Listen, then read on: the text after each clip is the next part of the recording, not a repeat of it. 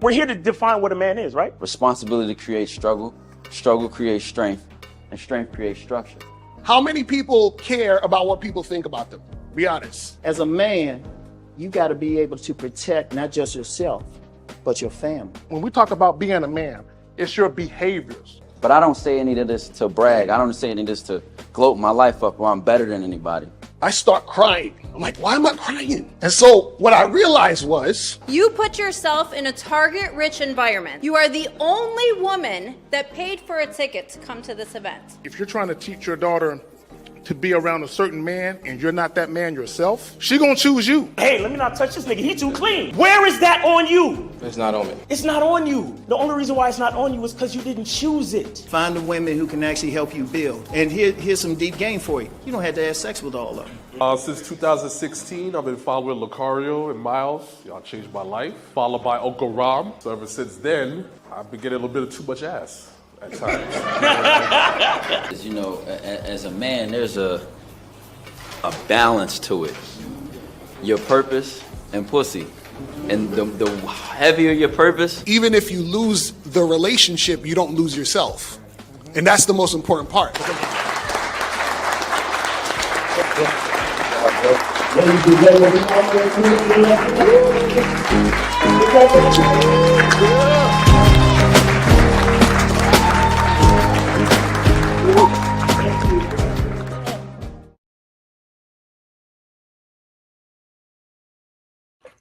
Yeah. Now, real quick. I hate to disappoint y'all, right? So, Miles is traveling. So, in all likelihood, unless he just pops in for a guest appearance, he probably won't be here. So, we're probably not going to take calls today. Stay tuned for that. Also, I don't know if Jay Roman is coming through. I don't know if Coach Justin is coming through. I'm not sure, right? But I know for a fact that Miles, in all likelihood, will not be in attendance today. Now, for those of you who are here, you still got me, though. I'm here, right? So real quick, AJ Leno, shout out to you, fam. JJ, shout out to you. Real King, Dukalux, Saint DS, Soulmonger, Awesome Babbitt, all the way from Greece. What's up, fam? June Sports, Prosium X, Walking His Ways, Impact Voice Podcast. Shout out to, for those of you who don't know, myself and Steve Dean Williams was just on his joint. So if y'all see him in the chat, Walking His Ways, Impact Voice Podcast, by all means, go over to his YouTube channel, check him out. If you feel like you like what the brother's doing, by all means, sub and support that brother.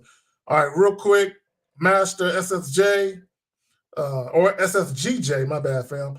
No doubt it was good. Danny P, what's up, fam? Phoenix Miles, Cameron, Dr. Reggie Reg, my man, Joe Blast. What's good? Now, Linwood, what's good, brother?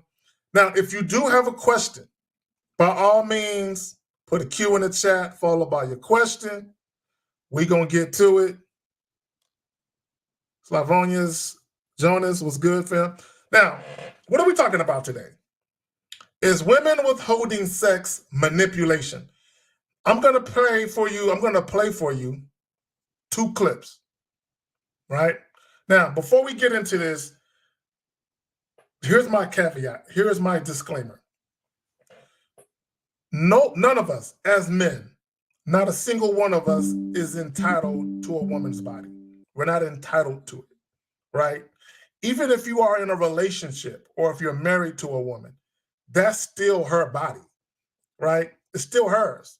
She can give it and take it away. She can give you access to her sexually or she cannot. Now, what you do with that is up to you, but we're not entitled to a woman sexually. At the end of the day, when it comes to women, there still has to be consent, okay? Women still have sexual autonomy. Now, here's the funny part, though. Guess who else has sexual autonomy? We do as well. A lot of guys don't believe that, but I'm going to break that down. Hold on, gentlemen. Jay Roman, what's good? What's going on? Can you hear me okay? I hear you. Okay, I hear you, bro. You look like a cross between an airline pilot and a bodyguard at the same time, bro. Look like Yeah, you about to take that's the look I was going for. I appreciate that. Look like you about to fly the plane and box niggas at the same time if they act up on the Yeah. plane. So what's What's good? going on? Good, man. Just doing a lot of working and stuff, and these Saturdays, man, I look forward to this. Starting to look forward to it now. People starting to care about y'all a little bit. Just that's a tad bit. That's a tad bit. So what we talking about? Oh, go ahead, man. My bad. I didn't mean to cut you off, brother. Go ahead, do your thing. No. If y'all could bear with me, been losing my voice lately. So that's about it. So what we're talking about today is women withholding sex manipulation. Now, I'm gonna share 2 clips that I've been kind of holding on to for a while now. But I said, you know what? Let's go ahead and talk about it. And I was telling the young man is an older man and any women that might be listening is we're not entitled to a woman's vagina. We're not entitled to it. It's her shit, right? It's her shit. If she want to share it, cool, right? And I was talking about sexual autonomy. Let me read something. Let me read something to you. Let me show y'all something. In fact, let me do this. Where is it at? Right here. Can I find it? Okay, right there. I'm gonna put it on the screen. Hold on, give me a second. Let me see if it'll fit. Hopefully it'll fit. And I'm gonna break this down to you guys. Is it gonna let me do a new one or what? All right, hold on real quick. All right, create one. Hopefully it'll let me include everything that's in it. Damn, it won't let me include everything that's in it. But fuck it. It'll let me include enough. It'll let me include enough. Okay. All right, right there. So the last word is consent. So let me break this down. Put broadly, sexual autonomy means someone's prerogative to determine when, with whom, and under what circumstances. I want you guys to underline in your mind under what circumstances they engage in sexual activity, to only engage in sexual activity to which they consent. I want to go back to under what circumstances. Men, you have sexual autonomy too. In this YouTube space, I hear a lot of talk about how women control sex and women have sex with who they want to, and men have sex with who they can. If you ganged up, you have sex with who you want to too, right? Now, are you going to have sex with every woman that you find sexually appealing? Of course not.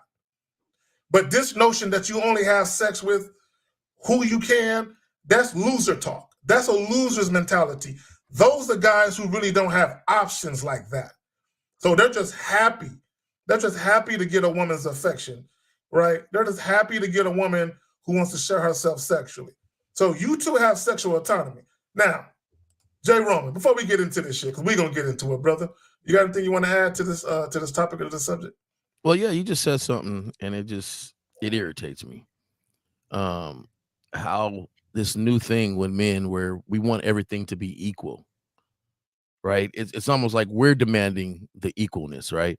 Oh, they can have sex with whoever they want, and we can't, and we have to even that playing field out, and it's like no. Why are we so much on this idea that everything has to be equal? Yeah, and it's only to a detriment of us. There are certain things that we know we can do as men to establish ourselves, and all of a sudden when you start getting to this stuff where okay, she could do this and I can't do it, so well, you can't do it because you never realized you could do it because you believe in these society rules about all these different little things going on, and everybody wants everything to be equal now. And the thing is, we are equally individuals. You have the same rights to the autonomy of your body like she does for hers. It's almost like if we went under what some guys believe, she could actually walk up to you and be like, "Hey, bust it out right now. Let's go." I don't have a choice because she can have sex with whoever she wants to. You know what I'm saying, Zach? Like, just if they went mentally to if they really broke that down on how people believe where she's the only one that can make that choice, then I guess you have to give it up to any woman that come up to you to say give it up. Which is asinine. That's not gonna happen. Right. So we'll just start there mentally, man. I just, I like to get in the mind first.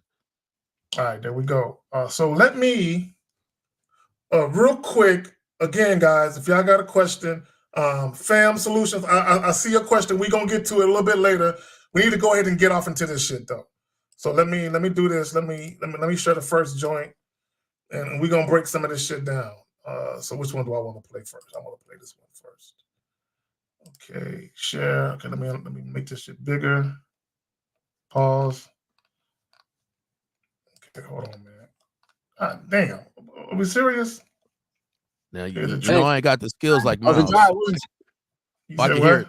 I can hear it. Yeah, but that's the wrong one. Would you agree that I gotta pause it.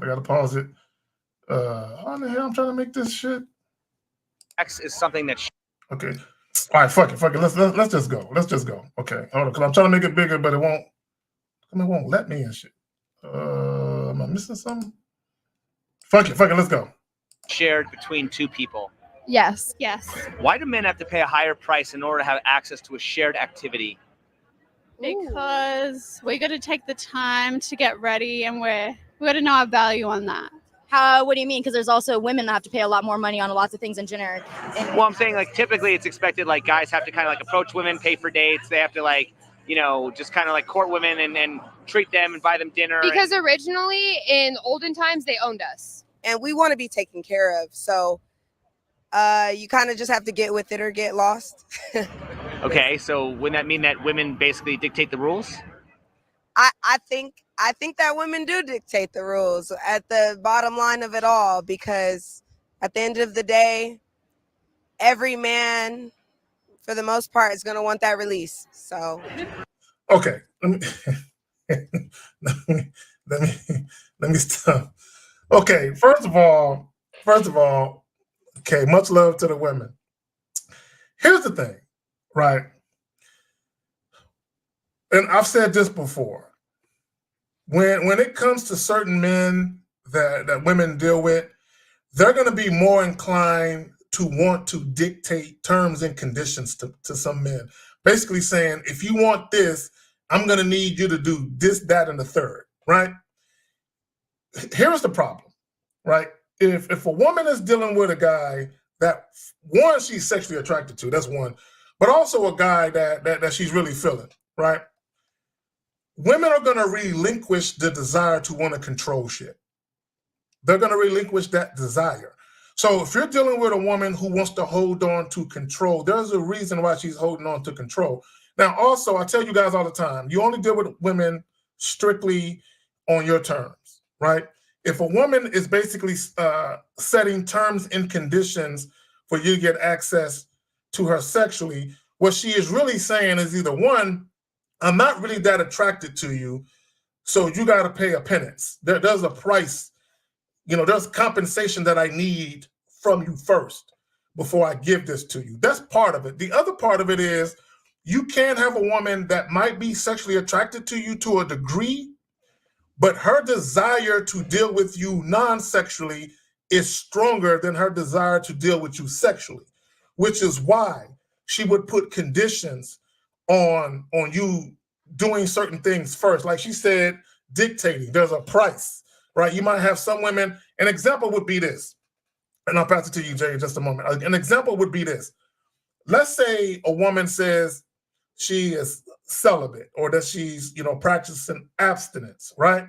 Now, a woman has every right to do that, right? Now, whether it's true or not is inconsequential. It doesn't matter to me if she's lying or not. I could care less if she's telling the truth. It doesn't matter, because at the end of the day, I'm still going to deal with women on my terms. So if a woman tells me that she's celibate or that she's practicing abstinence, I'm going to be like, all right, I respect that.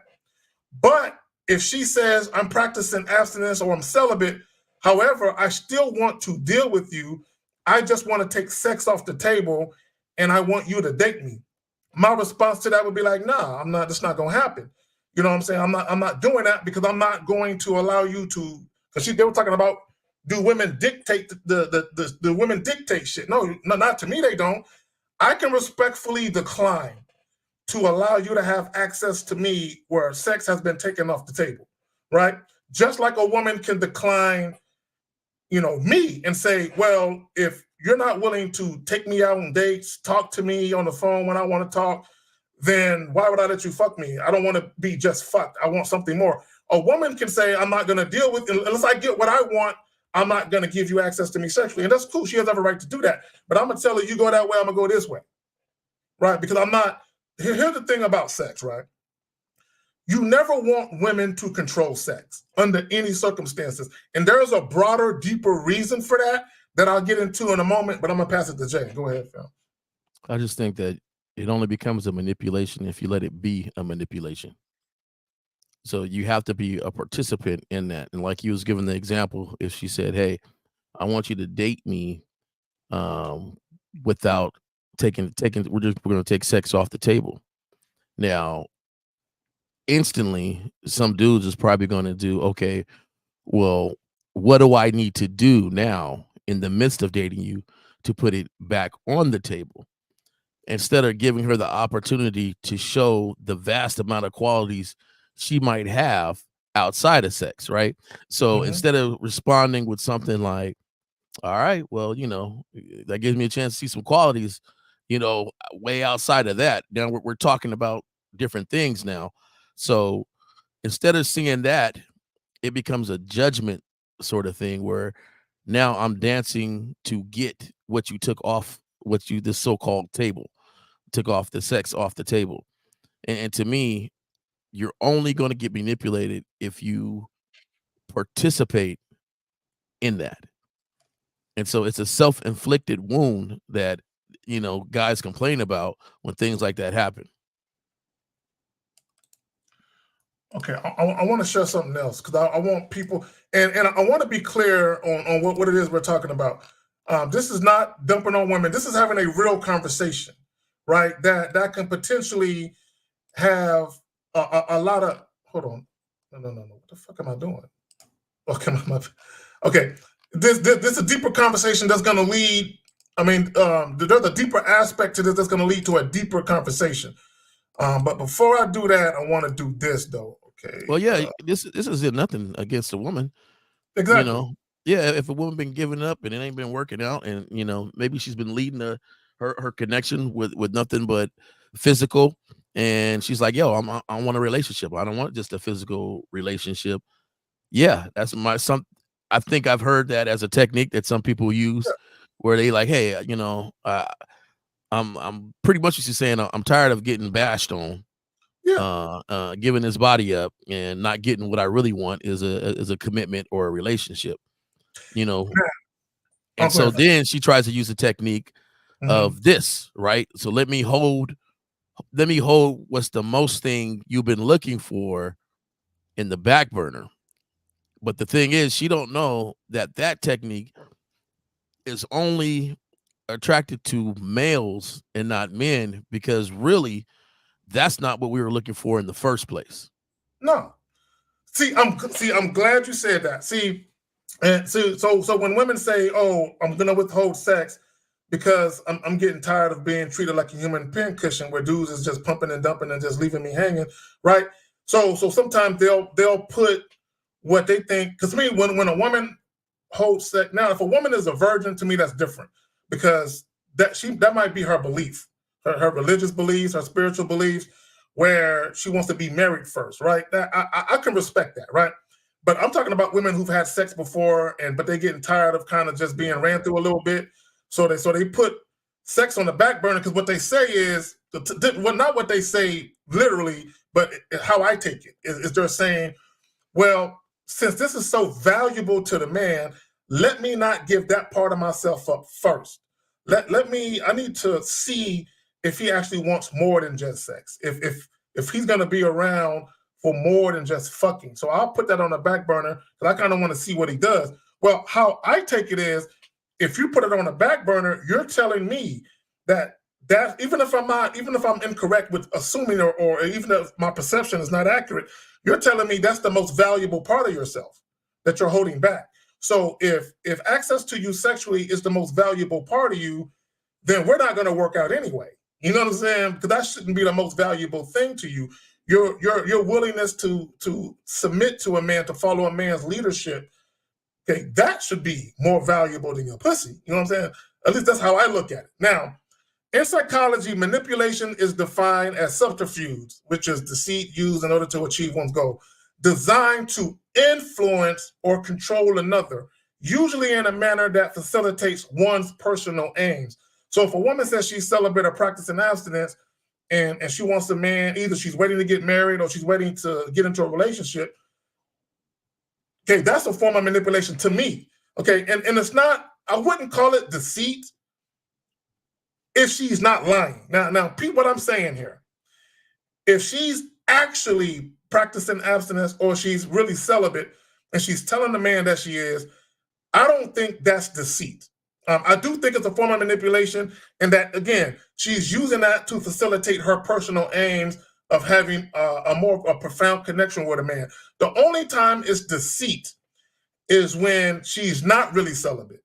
She's not really practicing abstinence. She's just telling you that, but she's really fucking. She'll be celibate from you. Exactly. For you, but she's really fucking, right? So for me, how I view it is, believe none of what you hear, half of what you see. I don't believe nothing nobody tell me. You know what I'm saying? It doesn't mean that I think you're lying. I just don't believe you. You know what I'm saying? Because I don't know you enough to extend that courtesy to believe you. You know what I'm saying? So I don't believe women tell me, I don't believe it. Again, she could be telling the truth. I just don't believe it. But also, what they got to do with me, though? You know what I'm saying? That I can respect that. I can respect your parameters. I can respect your boundaries. But what the fuck that got to do with me, though? I just think that, like, I don't know, fellas, like women go through stuff too, right? They have to figure out how to operate in this world.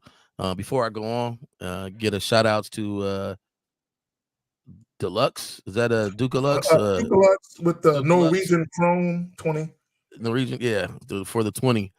But yeah, they have things they do too. They have what they want to accomplish and goals and relationships and want to be together or not, or whatever they got. They have a plan on their own too, which should be. You should have a plan in life. However, when it comes to this area, it's their body to do that with. So if she felt like maybe she's been tossing it up way too much, right? That's her right to feel like that. The only way it could be manipulation on you is if you would allow it to be. So my thing is that how do we take it from there? Just from the man's side. I'm not even going to think about women, just the man's side. So as men, the world has us believing that our whole goal is sex. But as we know, or the group of guys I know, when we get together, it ain't just about sex. We talk about a lot of things, finances and building in life and legacy and all sorts of stuff. And it breaks down to choosing a great woman to be a part of that, right? To be a part of your program or be a part of your thing. Now, if that is off the table, so be it. But I still have a program for every other factor of that relationship, if that's the main thing she's trying to build, a relationship and something you agreed upon. That's okay. But there should be more substance to the man where she, after a while, would understand that this doesn't really mean much to him. It's the other stuff that means more. So let me go ahead and put this back on the table, because this is a tool now for me to stay connected in this interaction with him. And that shows the depth of the character of the man she's dealing with. Well, this is what I would say for myself. For me, sex is nothing more than a physical act that feels good. That's it. The only true purpose of sex, for me, is to procreate. That's it. That's the only real, true, meaningful purpose of sex, is for a man and a woman who want to have a family, preferably if they're married, preferably, for them to sit down and discuss having a family. And then they not only have sex because they enjoy it, but they actively try to create a new life. Okay, that's beyond that. when you think about our genitalia, penis and the vagina, outside of procreating, what is the other purpose? To discard liquid waste. That's it. Okay. Beyond that, it's just a physical act that feels good. Now, I will say this: we all have free will. So if you want to view sex as something more spiritual, if you prefer to have an emotional connection or bond with somebody before you, cool. That's how you personally view sex. So for me, if I view sex as nothing more than a physical act that feels good, if I'm dealing with a woman who prefers to have an emotional bond or connection before she has sex, we're probably not a compatible fit then. You know what I'm saying? Because it's just a physical act that feels good to me. You know what I'm saying? And I actually did a video a while ago, and I talked about how sex and love don't belong in the same bed. You know what I'm saying? And it was actually based on an article that a married woman from England had wrote.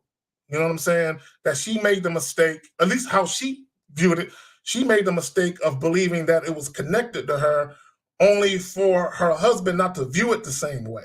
You know what I'm saying? So I just to me, and again, we all have our own different relationship with sex. You know what I'm saying? We all have mine is a physical act that feel good. It's not that fucking serious to me, right?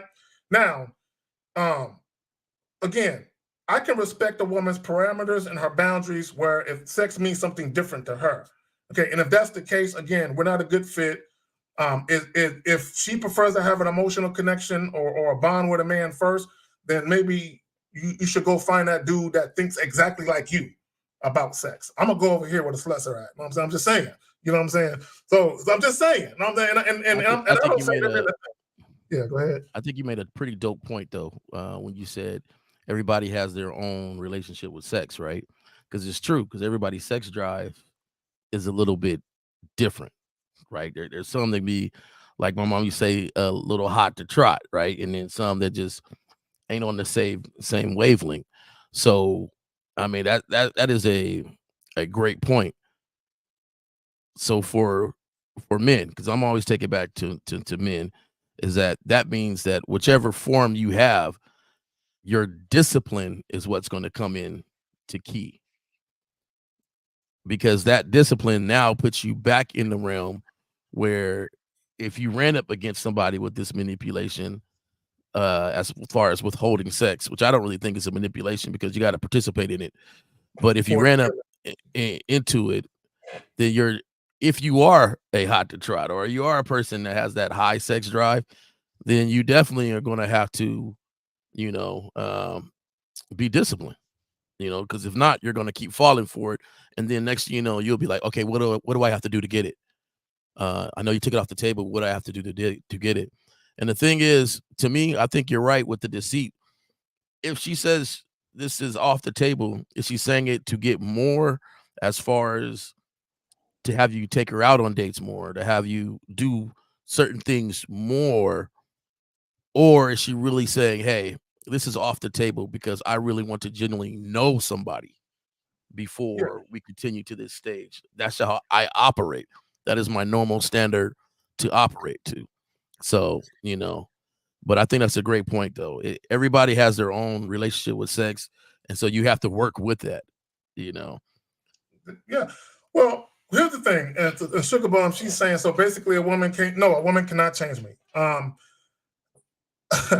I'm completely inflexible. You know what I'm saying? I'm like a mountain. I don't move. I stay true to it. I'm about it 10 toes down. I stand on what I stand on. No, a woman cannot change me. No, not at all. I'm north. I'll never be south, east, or west. Yeah, I'm exactly. a true north. No, a woman can't. I don't care how much I like her, how sexy she is. She could be my physical type, where her body, her face is just like, that's my shit right there. I'm still not bending. I'm like, nah, if Shorty ain't about what I'm about, there's a saying, that I have on a t-shirt somewhere. If we ain't fucking, don't fuck with me. You know what I'm saying? So, and I'm not saying we got to fuck right now, but what I'm saying is, okay, so when I say if we ain't fucking, don't fuck with me, what I mean by that is, if you're not sexually attracted to me, I'm the wrong guy for you. I don't fuck with chicks that are not sexually attracted to me, period. I don't. Right now, there are women who are in long-term relationships and who are married to men they're not sexually attracted to. And that's a detriment to that man. Because when you hear about sexless marriages, you hear about women bartering and rationing out the sex to the men that they're with. Women typically don't do that to men they're sexually attracted to, especially if that man is fucking them right and they actually enjoy the sex. Women typically don't do that, right? But I'm gonna tell you what happens though, okay? And I'm gonna show you better than I could tell you. Let me play this next clip, and then we're gonna break down what the fuck you're hearing, okay? And why sometimes if a woman is withholding sex and you're not about it, you need to leave her alone. Okay, hold on real quick. Let me do that. Okay, let me make this motherfucker bigger right here. You get into the relationship Through conversation, through getting to know someone. and then you don't try before you buy.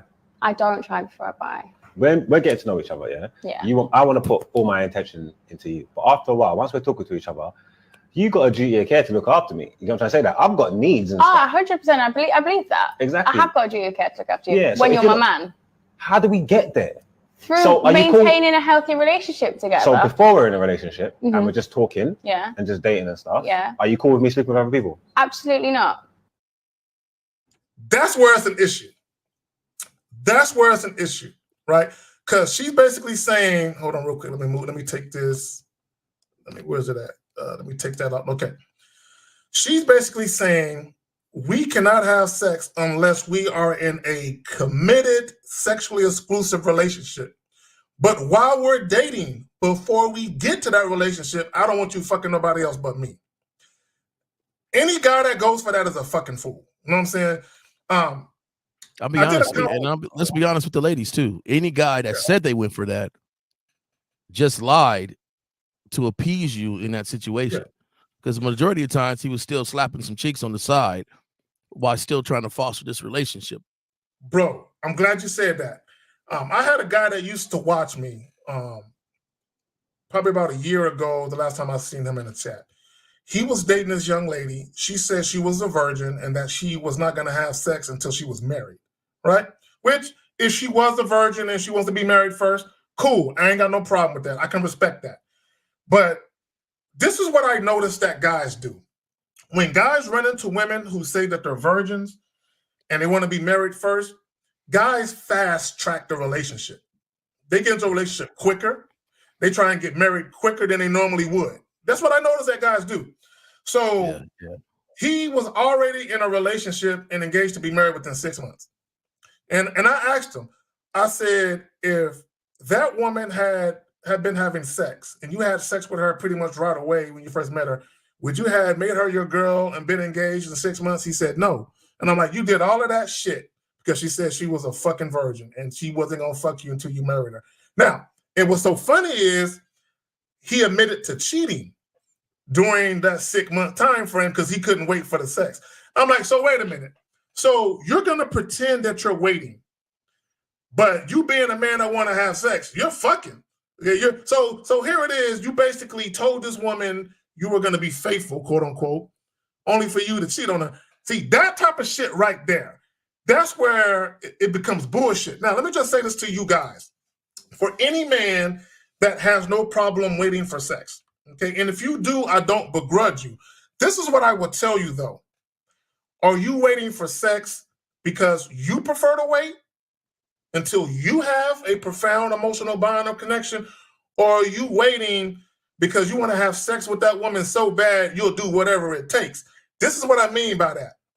If you're really a guy that don't mind waiting because that's what you prefer, if a woman you just met offers to come by your house to give you sex, then you will decline it. And you'll say, nah, shorty, we ain't got to have sex just yet. Hey, look, let's take our time. I'm not in no rush. That's what you would do. But if you're waiting because she's making you wait and not because you really want to wait because that's how you move, then to me, you're a sucker. You know, that's just how I feel. But go ahead, fam, you got it. No, you're hitting it right on the nail because if she said you got to wait for her, then I like the question he said. So do you expect me to not be, entertaining, but do you expect me to be celibate too? That's the question. Now, if she says, no, you ain't got to be celibate, but you're just not we're not going to do anything until I feel comfortable, then okay, cool. I understand that. Now that's some genuine, to me, that's some genuine stuff on her part. And that's not manipulation. That's just how she feels. So, but that has to be your next question. Because if not, I like you, Zach, man. I know too many dudes that be like, yeah, I mean, she thought I waited, but I didn't. And, and ladies who do that has to understand that most of those dudes you thought waited that didn't have sex with you because you were this manipulating person, they didn't wait. A lot of them did not wait. So in essence, it still didn't work. Mm-hmm. Well, here, okay, and I want women that are still here, I want y'all to listen to this. And I want you guys to listen. Okay. In the very beginning, when you very first meet women, what you allow, what you accept, and what you introduce women to that they begin to covet, it sets the precedent for what will come later. So and I'm not saying all women who make niggas wait are guilty of this, but I'm certain that it happens more often than not. At the very beginning, if a woman tells you that you gotta wait, and you wait weeks, if not months, okay, in some cases, maybe even longer for some of you motherfuckers, what's gonna happen, whether consciously or subconsciously, she's going to know that she can use sex or the promise of sex or the possibility of sex to influence you as far as how you conduct yourself with her. That's dangerous. It's very fucking dangerous, okay? And what I mean by that is this. If you spend a lot of time courting her, because the guy in the first video mentioned courting. Courting is an old school term. Courting is you're literally dating because you're looking to be in a long-term relationship or a marriage. So you're courting that woman for that purpose to see if she's going to be your next girlfriend or potential wife. That's why you're fucking with her, right? Whereas a brother like myself, I don't court women. I date for fun. I date to have fun. I date to enjoy myself. And along the way, if I identify certain attributes and character traits in a woman where I see that she could potentially be a future girlfriend, then I will explore that. But I don't date looking for a girlfriend. Now, okay, here's the danger. Here's the danger in allowing a woman to control access to her. And then you spend that time taking her out on dates. You spend a lot of non-sexual time together. You introduce non-sexual intimacy. What could happen and what does happen in a lot of cases are those things become a part of the sexual experience you will have later. So those things get tied to the sex. An example is this, and you guys have heard this happen, where a guy will be dating a woman, or he'll be in a relationship with her rather, or married to her rather, and then she'll stop fucking him. And then when he goes to her and be like, hey, what gives? What's up? How come you ain't serving, a nigga, right? And then she might say some shit like, you're not romantic enough. You don't take me out enough. We don't take enough trips, right? And the reason why she's doing that is because in the very beginning, when you allowed her to control sex, you did all of those things. You took her on a trip. You did the romantic shit. You introduced non-sexual intimacy. You did all those things. You did all of those things to get to the point where now she is like, okay, I'll give him some sex. So what happens is, at some point during the duration of the relationship or the marriage, you start to kind of slip a little bit. You're not as consistent with the dates, right? So now, because the date night is associated with I give him some pussy night, now she's restricting access to her until you get back right, until you start taking her out again. This is why you cannot allow women to control sex. It also leads to sexless marriages where a woman will literally use that as a bargaining chip to keep you in place. Allow me to illustrate. There is a video right now out there, or a Facebook post perhaps, where a guy was married to a woman. Maybe he's still married, I don't know.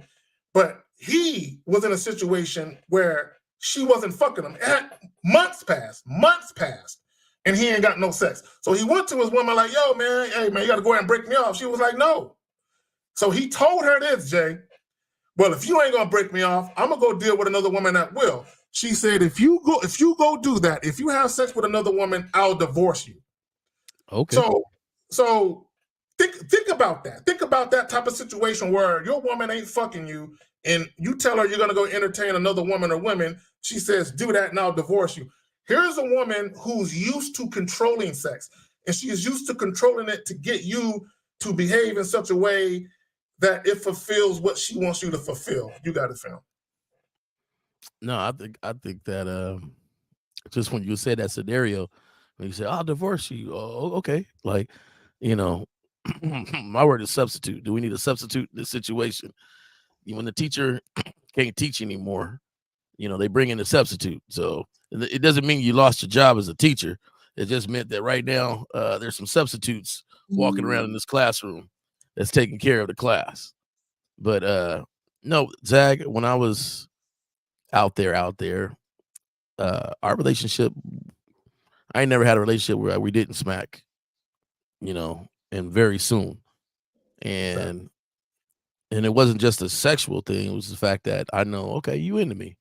You know what I'm saying? You into me. And I've never seen any relationship where the person was made to wait. One, where the guy actually waited, you know, didn't have anything on the side. And two, that it really worked out, right? Because I've had to say, hey, slow down. We're gonna get to that, right? We're gonna get to that. You know, in my moment, what I was kind of looking for something a little more substance. You know, like, hey, slow down. We'll get to that, and that's because there was an attraction there. I've had ladies that when there was a real attraction, they're trying to take your clothes off faster than sometimes you thought about it, right?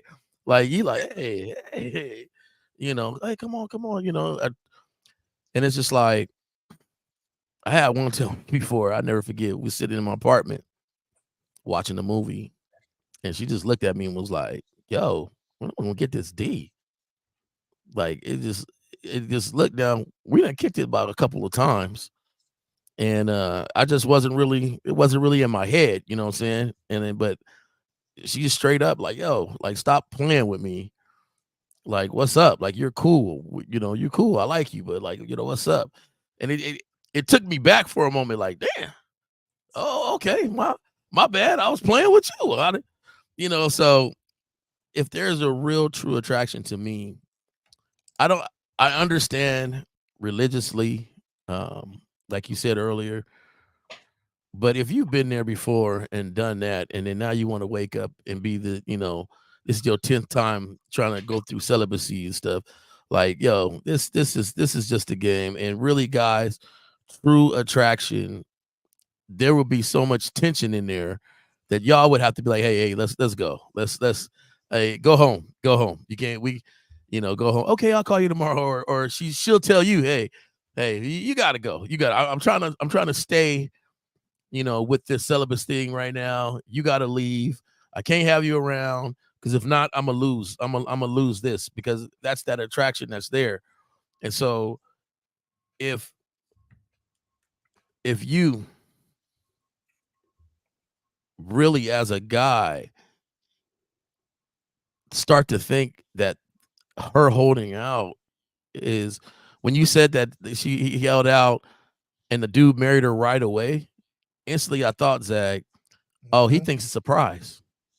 He thinks vagina's a prize. Yep. He thinks it's a surprise. He thinks that, oh, it has less bodies because the way she's moving, and she's the way she does it. I know she just doesn't give it out to everybody, and so yes, I'm gonna sit here and I'm gonna do all these hoops and jumps just for this, but on the same time, on the side, I'm gonna still do my thing, because I want her to feel comfortable and her to feel like I'm into it and her to feel like I'm doing everything for her. So how much of that relationship now is driven by the natural course of that man as the leader? It's really not, because from the jump, it was her decisions. So let me say this, and great points, fam. Let me say this. J98 says, okay, and this is something that I've said, either she was never sexually attracted to you at the beginning or she lost sexual attraction over time because of your inconsistent behaviors. And that's true. Just because a woman is sexually attracted to you in the beginning doesn't mean it's going to stay that way, right? Because your actions, your behaviors, how you talk to her, all those things could upset, you know what I'm saying, the balance of that. Now, here's the thing, and being inconsistent with women will definitely impact their attraction towards you at some point. Definitely. So I agree with that. Now, here's the thing, and you said something that was real, Jay. When a woman is sexually attracted to you, and you guys are in each other's physical presence, especially if you're alone, do you know how hard it is for that woman to not, you know what I'm saying, show you that she wants you? You know what I'm saying? You know what I'm saying? She can't keep her hands to herself. She's looking at you. She asking you, why are you sitting so far away? Why are you way over there, right? So if a woman is in your physical presence multiple times and she never tries to sit on top of you, on your lap, she never wants to be touched by you, there's a good chance that woman is probably not sexually attracted to you. You know what I'm saying? Especially if you're by yourself. You know what I'm saying? You're at her house, she at your house, or whatever the case may be, and she ain't even trying, you know what I'm saying? Chances are she ain't sexy. Now, here's the thing. Just because a woman is not sexually attracted to you doesn't mean she won't have sex with you. There are plenty of women that have sex with men they're not sexually attracted to, right? But those are usually the men that are compensating them in other areas, whether it be providing, resources, paying some bills, taking them on trips, shopping sprees, whatever the fuck it is, right? So here's the thing, and I want guys to pay attention to something. Just because a woman is willing to engage you in sex talk doesn't mean she's sexually attracted to you. It don't mean that. You have to be very, very careful about what it is you're hearing. Okay, and this is what I mean by that. If a woman is telling you she wants to do all this nasty shit to you over the phone, via text, in the message, but she always makes excuses as to why you guys can't link up, chances are she probably don't. You said, well, yeah, getting catfish. Chances are, yeah. Or if you do try to link up, she always wants to meet in public somewhere. She never wants to meet private. It's because she probably really don't want to fuck you, or she's trying to get you to commit to spend a non-sexual time with her, and then she'll see whether or not she wants to fuck you after that. Okay, case in point. I did a video, it was probably about 2 years ago to this point, where a guy flew a woman out. He paid for the airline ticket and he paid for her to stay in a hotel that he wasn't even staying at, right? So he paid for her hotel stay and he paid for her to fly out to him. So when she gets to the city, when she touches down, she never calls him to tell him that I'm in your city. When she gets to the hotel and checks in, she never calls him and tells him I'm here. A woman who is sexually attracted to you, she gonna hit you up probably before the plane even land. I'm about to land right now. When she at the airport, boss for that one. yeah, come get me. We've been talking about fucking for 2 months. I'm here. I need that dick to come get me, daddy. Right? So she gets to the hotel. She never calls him. He calls her and he says, "Are you here yet?" She said, "Yeah, I've been landed. I'm at the hotel. Just got off the shower and everything." So that was a red flag, right? So he said, "So you weren't gonna tell me you here?" I mean, eventually I was gonna get around to telling you I was here. I was just relaxing. Huge red flag, right? So then he says, "I'm on my way over to the hotel." She said, wait. As friends, right? So she tells this nigga, as friends, right? He's like, "What you mean as friends?" She was like, yeah. Now for those of you who rock with me, some of y'all might remember this shit. My old channel was gone, so the video's gone too. But she says, yeah. So basically, she makes him promise that he won't try anything. He can't even get into the hotel room under his name that he paid for unless he consents to not trying to fuck her, right? So then he gets to arguing with her. Wait, let me just say this about arguing with women. Gentlemen, you never argue with women about sex. If a woman doesn't want, I don't care if she's your woman. If your woman doesn't want to fuck, if a woman or your woman, if they don't want to have sex with you, you never get into an argument. Okay, you never try and cajole her or convince her or browbeat her to fucking you. You never do that. All right. Even in a relationship, if your chick ain't trying to fuck you, be like, all right, that's what's up.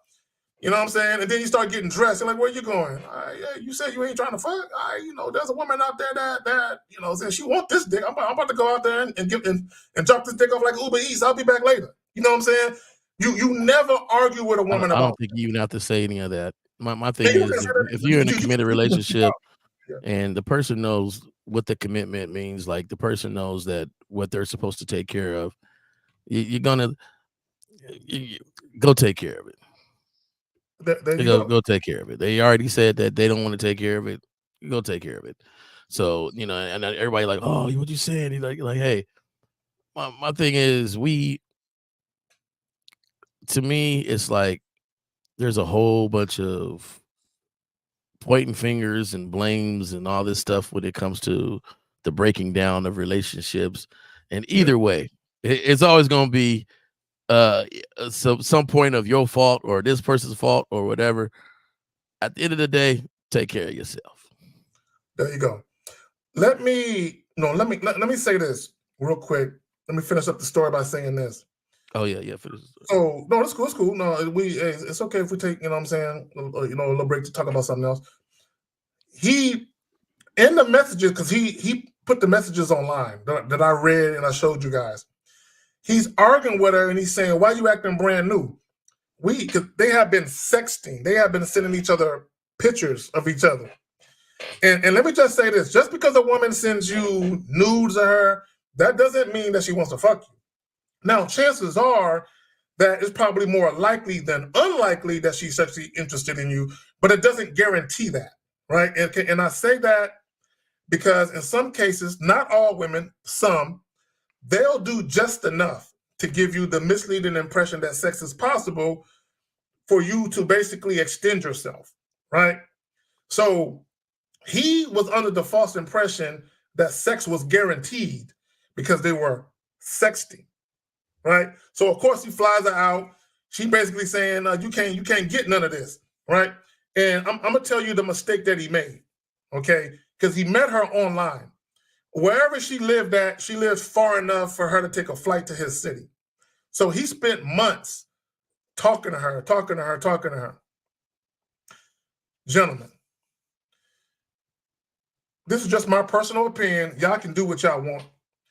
Why are you trying to foster a relationship with a woman who can't readily jump in a car and come see you, who can't readily catch an Uber or a Lyft to come see you? Okay, I'll tell you why, Zach. Yeah, go ahead. She was cute, and he wanted that thing. Exactly. And you know what's so funny? Women know it. Women know based on how you're behaving that they got you. Like if you're a little too enamored and you're pedestalizing her because she's beautiful, cute, pretty, whatever it is, they know they got you. You know what I'm saying? He's a sucker. I got him. You know what's so crazy is the fact that you said that he had to pay for her to come out. I went to a convention once, man. I met 3 different ladies, and they was from different states, and it was a convention, right? And I went back home and kept talking to them, and they came to see me, and they all paid for their own plane ticket and stuff to come see me, their hotel or whatever, and we had a good time. But my thing is that's their action of what they wanted to do to come and see me and to kick it and for us to have a good time.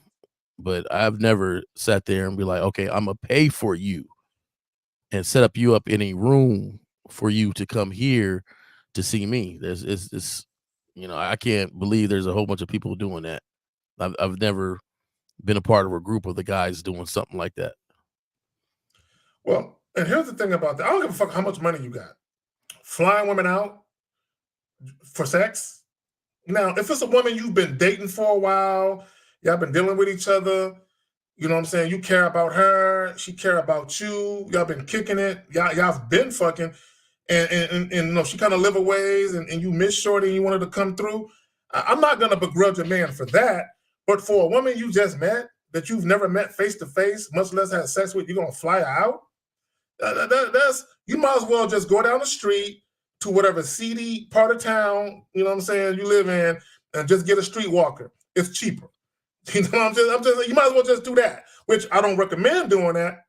But essentially, when you fly women out and all of that, to me, how I look at it is you're paying for sex.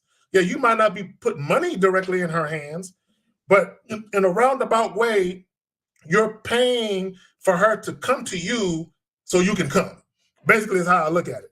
Now, Sugar Bum says, sex is never guaranteed. Let me tell y'all something. Now, for some of you guys, y'all might not believe this. Jay, I have never gotten mad at a woman who didn't want to have sex. No, I've never gotten, bro, I've been butt naked in the bed with chicks, specifically women who, you know, where they claim they were virgins, and based on how they react, they probably were, right? Who just, you know, I'm saying, they kind of crying, screaming and shit. So my thing is, I've dealt with those women, and I'm like, you know what? Go ahead, go ahead and get up.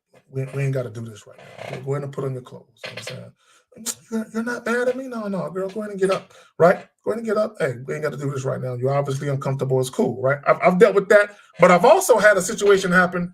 I'll give you a real quick example. There was a woman I had met. In the very first night I met her, I went back to her spot, right? And we're in her room. We're about to get into it. And she wants me to perform cunnilingus on her, go down on her. And I tell her no, right? Like I just met you, chick, like tonight. Like I literally just met you like 30 minutes ago. Ain't no way in hell. You know, ain't no way in hell I'm doing that, right? So I tell her no. And she says, well, if you don't do that, we're not going to have sex. Okay. I jumped up, grabbed my pants, grabbed my shoes, and like, all right. You know what I'm saying? Took up the dude like, all right, I'm out of here. Like she, you know what I'm saying? So I was not mad. I was not upset. My thing is, let's go back to sexual autonomy. Again, when you talk about sexual autonomy, you also talking about under what circumstances you have sex. I could have had sex with her if I would have capitulated, if I would have acquiesced to what she wanted, but that wasn't the circumstance I wanted to have sex under. Like, no, I ain't trying to do that. Like, we're just trying to fuck. I ain't trying to put my mouth on you. You know what I'm saying? I don't know you like that. I don't know your habits. You know what I'm saying? So I said all that to say this. I have never gotten mad at a woman who didn't want to have sex. Back to what she's saying, sex is never guaranteed. A woman, bro, I've heard guys say this, where they sitting on the couch. Now, this never happened to me, but I've heard guys talk about this, where they sitting on the couch, the chick basically mount them, squat over them, put the tip in, and then she pull it back out and say, you know what, I don't want to do this now. I changed my mind. For some of you guys, that probably would drive you crazy. You know what I'm saying? She put the tip in, pull that motherfucker back out, and hop up and say she don't want to do it. Even then, even if you feel some type of way, you cannot get emotional about it. You cannot trip about it. The best thing for you to say is, if she's at your spot, all right, look, I'm going to need you to go ahead and get dressed, put your clothes on, and go ahead and go home. But you don't be like, what the fuck, man? Man, why you doing this, man? Get your shit on and get the fuck out. Never do that. Never, ever, ever, ever do that. Nigga, you better play it cool. You know what I'm saying? And just, all right, go ahead and get dressed. You know what I'm saying? And go ahead and go home. And just that, and never fuck with her again. You know what I'm saying? But go ahead, fam. You got it. Yeah. No, so I'm sitting here talking to a young lady, and we conversing and stuff, and texting and doing that gold nine. I think she lived in Virginia or somewhere. I forget where, but she flew out. She flew out to come see me, and nothing happened. And she actually left earlier too, and she should have, because at this time, things had changed financially for me, and the time was kind of rough, right? But she still came out. Oh, Zach, I was definitely interested in seeing what that dude said on that video.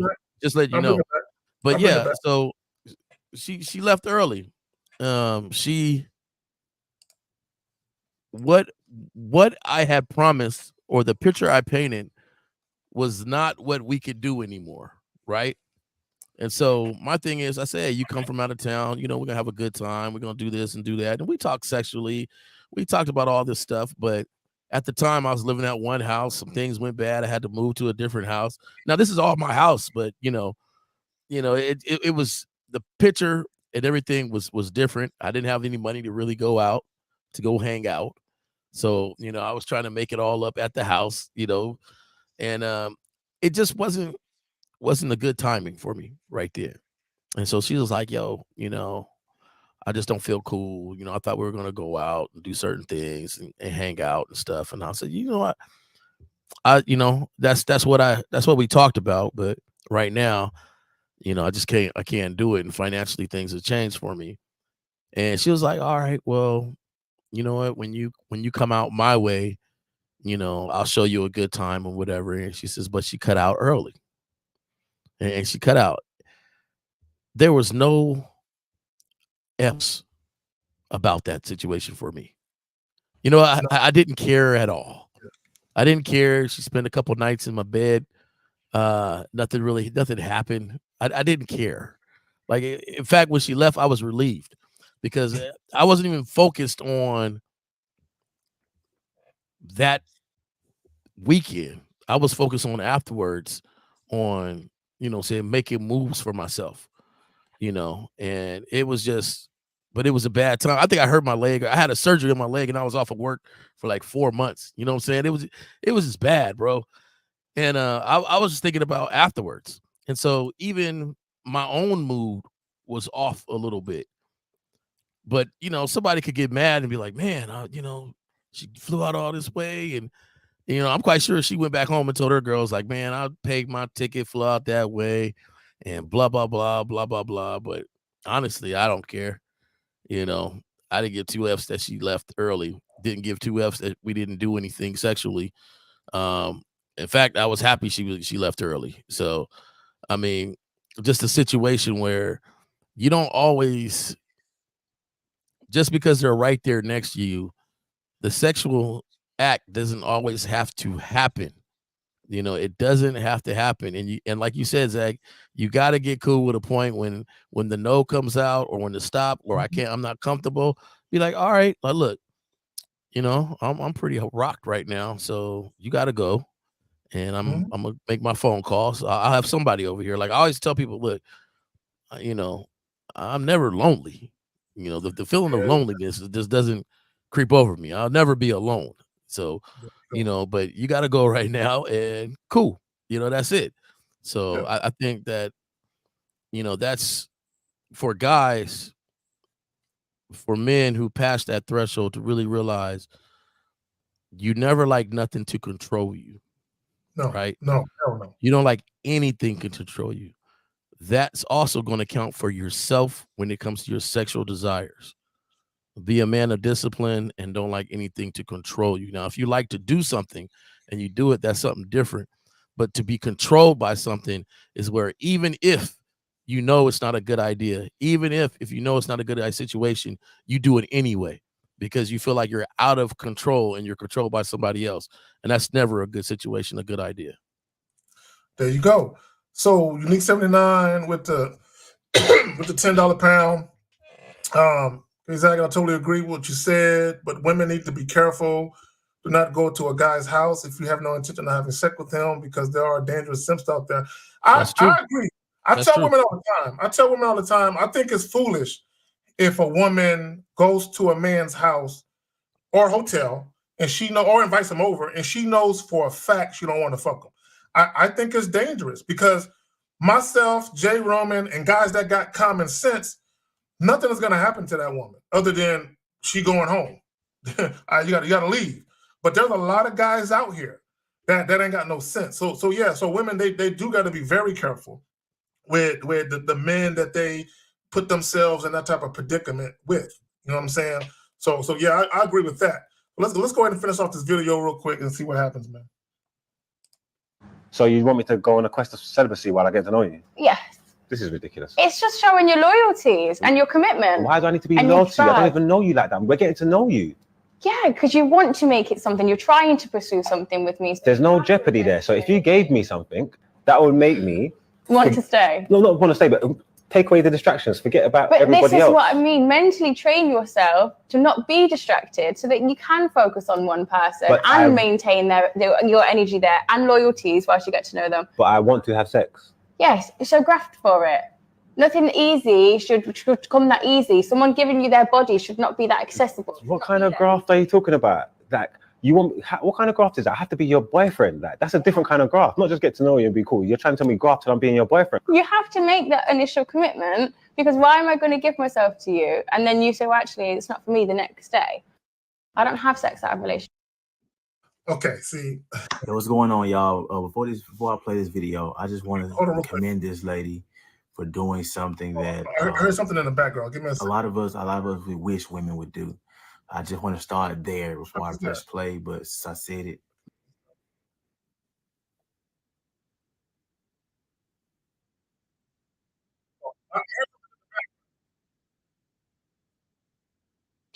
I can't hear you.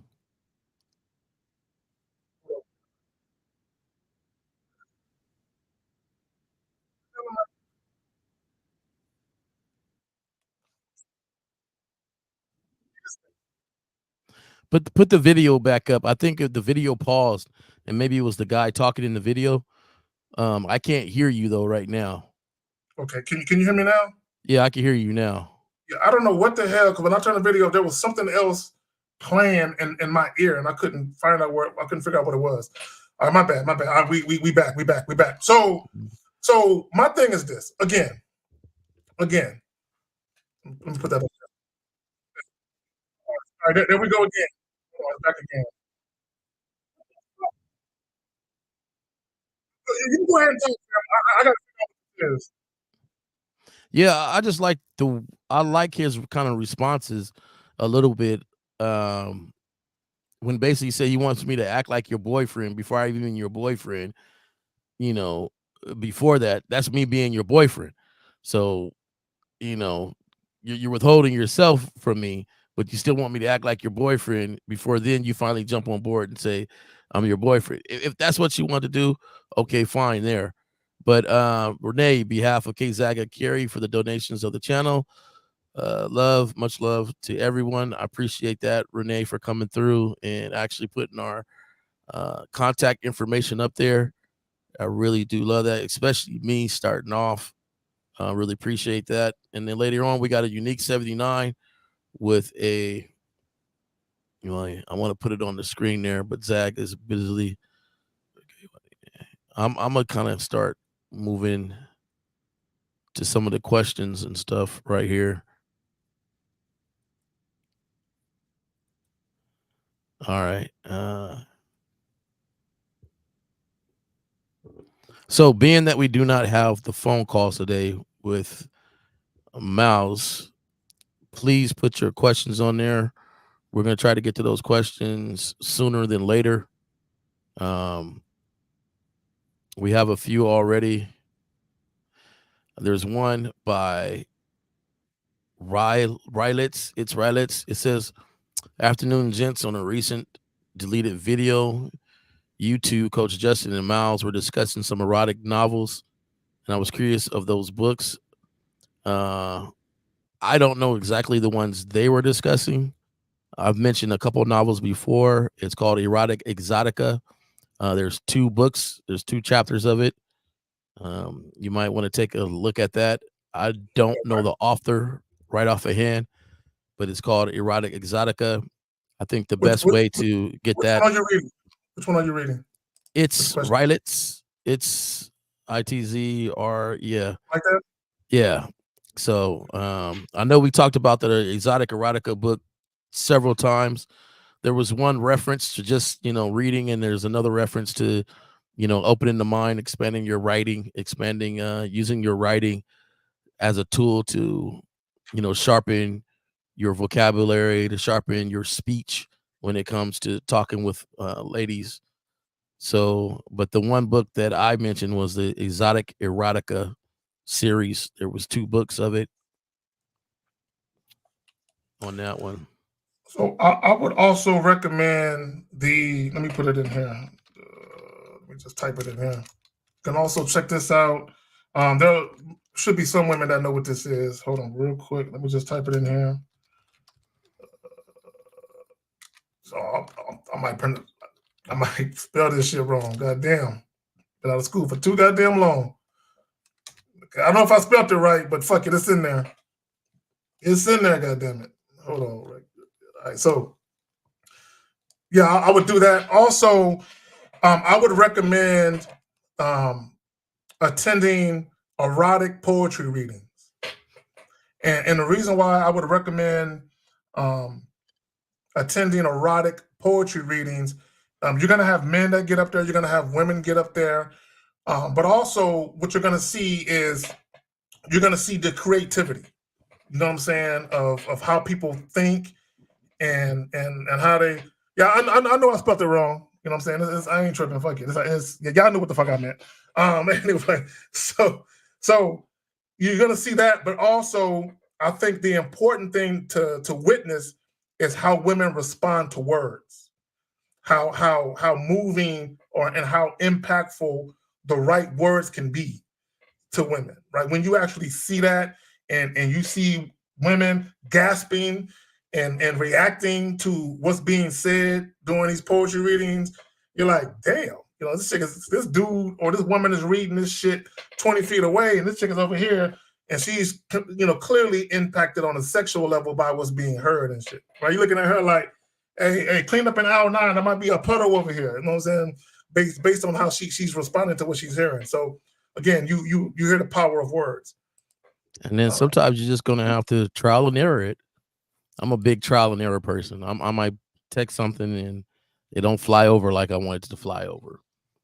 My personality is one way, and they're gonna read it. You got to understand sometimes too, the or the overall essence of you, like they read it in the way you speak, right? Sometimes. So when you text stuff and the person knows you, they're going to put the way you say things on that text. So if you goofy and you write something erotica, it could be the best written erotic thing ever, but it's going to read goofy to them because they haven't seen that side of you personally. So you got to remember that some of it you're going to have to actually say to them in their face. You might have to set some stuff up like, hey, tonight when your toes hit the sheets, call me because I'm gonna text you something that's on my mind, right? So now it's a different of the norm of how you normally speak, and so it hits a different area, and so that might kind of break up them putting your sort of spin on it and then read it for what it is. So you got to understand that when people see you one way, it's hard for them to see you a different way unless you start showing them consistently that you can be a multifaceted dude. See, you see this goofy shit right here? See this guy right here, Braxton Ortwig. See, Braxton, all women can be influenced by money. All women can.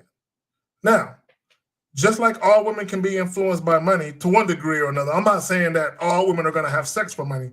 That's not what I'm saying. What I'm saying is all women can be influenced by money to one degree or another, meaning they might go out on a date with a guy they're not sexually attracted to because he's very generous financially. Don't mean they're going to fuck him though. But just like all women can be influenced by money to one degree or another, all women can also be influenced by a man that's gamed up, who has a mouthpiece, who knows how to talk it, and he walks it like he talks it. See, a lot of you guys, this is how you know guys aren't used to dealing with women that genuinely want them, that sincerely and genuinely are attracted to them. Because I would never say no shit like this. I would never, ever say that because I know better than that. You know what I'm saying? So, and here's the thing: just because you spend money on a woman, that doesn't mean she's gonna fuck you. that doesn't mean that. You know what I'm saying?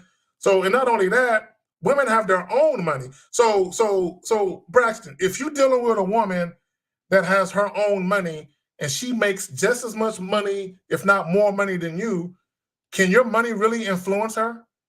If you're dealing with a woman who makes $75,000 a year and you're making $75,000, do you really have that type of money to influence a woman who has just as much money as you do?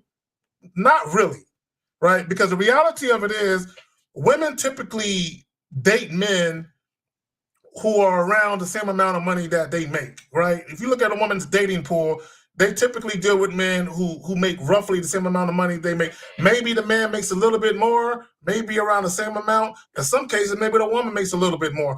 There aren't too many women who are regular 9-to-5 type chicks that got millionaires and guys who are very, very well off to choose from. They got just a bunch of niggas who just extremely wealthy to choose from. Man, they might run into them dudes every now and again, but your average chick. Now, when I say average, I'm not talking about average looking. I'm talking about just your average woman, day-to-day woman that you see at the grocery store, you see at the cleaners and shit like that. Yeah, a lot of them, they don't have a bunch of niggas that make $500,000 a year, millionaires. Just, you know what I'm saying? Now, if you live in LA or Miami, New York, and other places like that, yeah, chances are there are going to be some women who might encounter those type of guys more than other areas. But no, man, you like niggas have a loser's mentality. A lot of you guys have a loser's mentality and don't even realize. Okay, here we go. I think you're setting up with yourself for pretty much this. To me, I always go back to the strip club, right? I don't like going to strip clubs, but I've been to several different strip clubs with my friends. I sit in the back. I don't like non-genuine attention. Like if you ain't feeling me, I'd rather you say I ain't feeling you, and so we could just move on from whatever spot. Like I don't care if we in the middle of a date and you say, you know what, I ain't feeling this. I'd be like, all right, cool.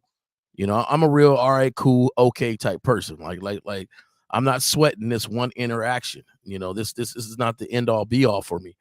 So, you know, to me, that's the strip club mentality. You're still sitting there throwing the hundreds just to get attention. You're throwing your ones, your 10s, your 20s just to get that attention. But as soon as that stops, because that's what you groomed your relationships to be, well, that attention stops. So yeah, maybe $100 is worth more than 100 words in that moment, but the longevity of it, you're gonna run out of hundreds before I won't run out of words. I'll tell you that. See that? I'm like you. I don't like when I'm not a big strip club person, but I know some partners that's what they do. So every now and again they'll be like, "Come on, Carrie, come out there." I don't tip chicks.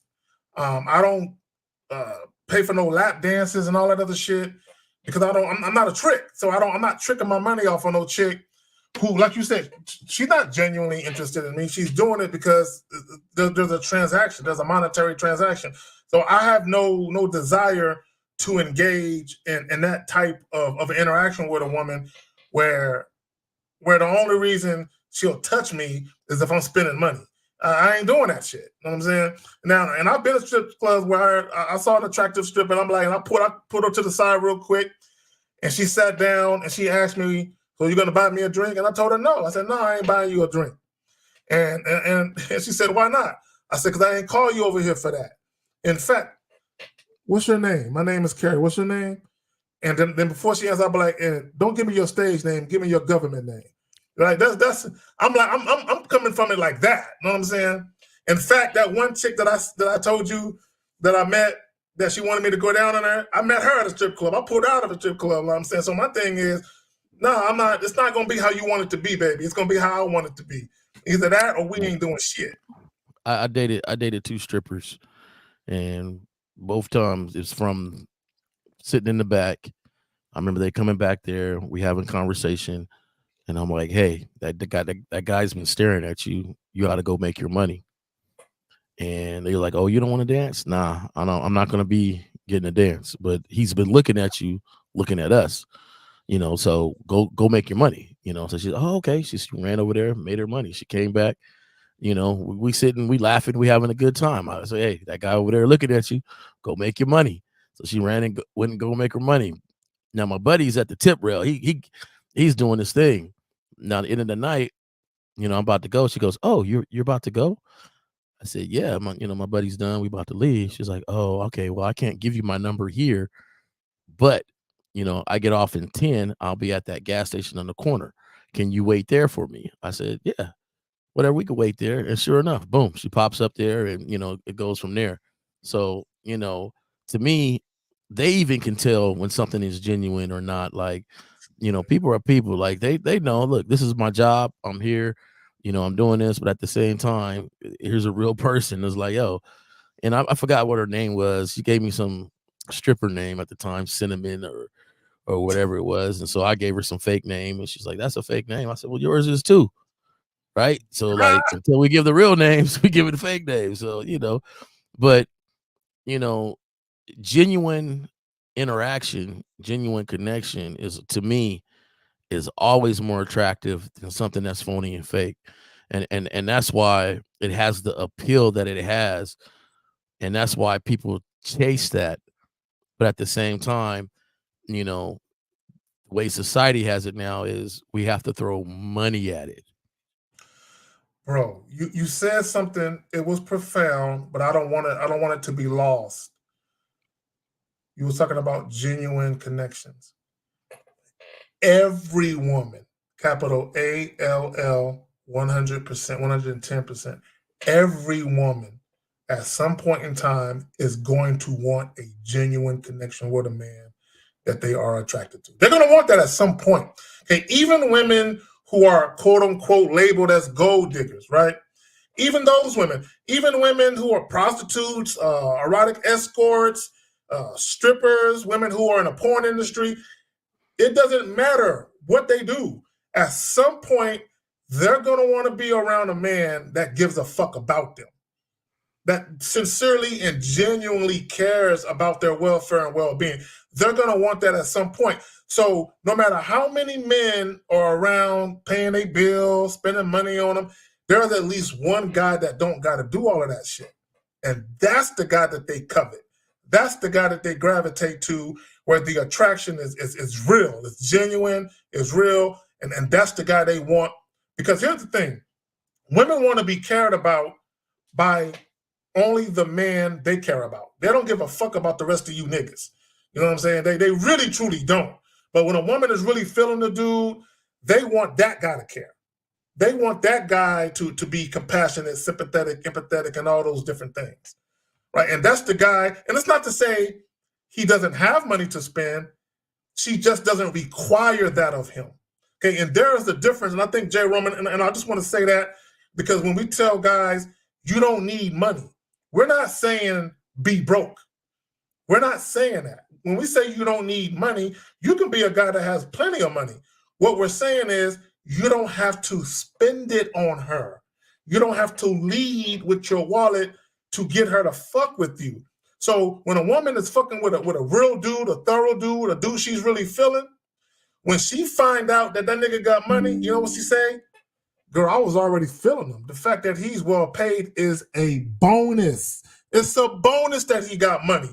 Whereas when women deal with losers, she ain't dealing with you unless you got money. Money is the main thing that she's focused and fixated on with you. A lot of times when they're really genuinely into you and they feel like, and they know you got some money, it becomes a worrisome thing now, because now they know, like, oh, he got some money, so he can go out and be just fine and go out and find somebody just fine, if that's what he's leading with. So, and I gave that example, not example, but what happened to me when old girl came down and I wasn't financially in a good spot. To me, she didn't leave with me feeling like, oh, that's a gold digger, or that's a girl that's, after some funds. No, to me, she left saying, hey, this is not what we talked about, so I'm a cut out. And I think a lot of dudes got to understand your verbiage and speech. You talked about a whole bunch of stuff, and then you show something different, and then when they don't roll with it, you're mad that they didn't roll with whatever you're showing them now, but it ain't what you talked about. It ain't what you said. You changed up on them, and then you want to turn around and call them the gold digger, or call them this or that, or you on the phone talking about, let me take you out, let me take you to this nice restaurant, this spot, and whoop whoop, and then you downgrade it to something else, and they're like, oh, Oh, well, what happened to what you said you were going to take me to? Oh, you're just a gold digger. What about spending time with me? No, you painted a picture in their head, and they want you to come through with the picture that you painted in the head, because that was what was attractive to you. So, and if you're tired of that, gentlemen, then maybe you don't paint the picture of leading with money, and you paint the picture of more leading with character. You know what? You know what's so funny? How can women be gold diggers unless men led them to believe they can dig for gold? How can so when guys see this is how I look at it. This is how I look at it. The only men that really trip on women being gold diggers and guys that really talk about that obsessively are guys that tried to lead with their wallet and still couldn't get what they wanted. Because a man who is dealing with women where women aren't tripping on that guy spending money on them, he would have no reason to ever talk about a gold digger. He would have no reason because he's not dealing with women like that. Not only that, but when you talk about a woman being a quote unquote gold digger, who created those women? Who created them? There are guys out there that lead with their wallet. Let me just take a little a little sidestep and talk about this. Even this whole high value man nonsense that Kevin Samuels popularized, even that whole high value man nonsense is predicated on men of means, being called high value men because they have money to spend. So just calling yourself a high value man, what you're really saying is, I'm a high value trick. I'm a high value simp. I'm the type of guy where I'm using my quote unquote status, my level of education, and my financial success. I'm using that to try and prove to women that I'm a guy they should be fucking with. So what Kevin Samuels really did, he took a bunch of marginalized men who women typically don't gravitate to sexually, right? And he said, hey man, you're valuable. Look at your education. You guys that got an MBA, a PhD, a doctorate, what have you, business owners that got money and you're successful and you have status. Hey, you got status because of these things. And the thing of it is, yeah, but those women aren't gravitating to you sexually. You look good on paper. Like if a woman was to marry a man, I have a family, you look great on paper. You're that guy on paper. But you're not gamed up and you have no sex appeal. So he made a bunch of men who are not gamed up with no sex appeal. He gave them the misleading impression that they're valuable because of their status and financial success. Now, will women fuck with you because you have status and financial success? Hell yeah. Women will fuck with you. Yes, they will. But here's the problem with that. If women are mainly motivated to deal with you because of those things, it's highly unlikely they're going to respect you. All you got to do is Google Will Smith if you want further proof. Just Google him. Google Joe Smith, the former basketball player. Google him too. All of these dudes that either got money or once had money, look at how these women are treating them. When they use their status, fame, and money, when they use those things to win the affection of those women, look at how those women actually view them. I'm just saying.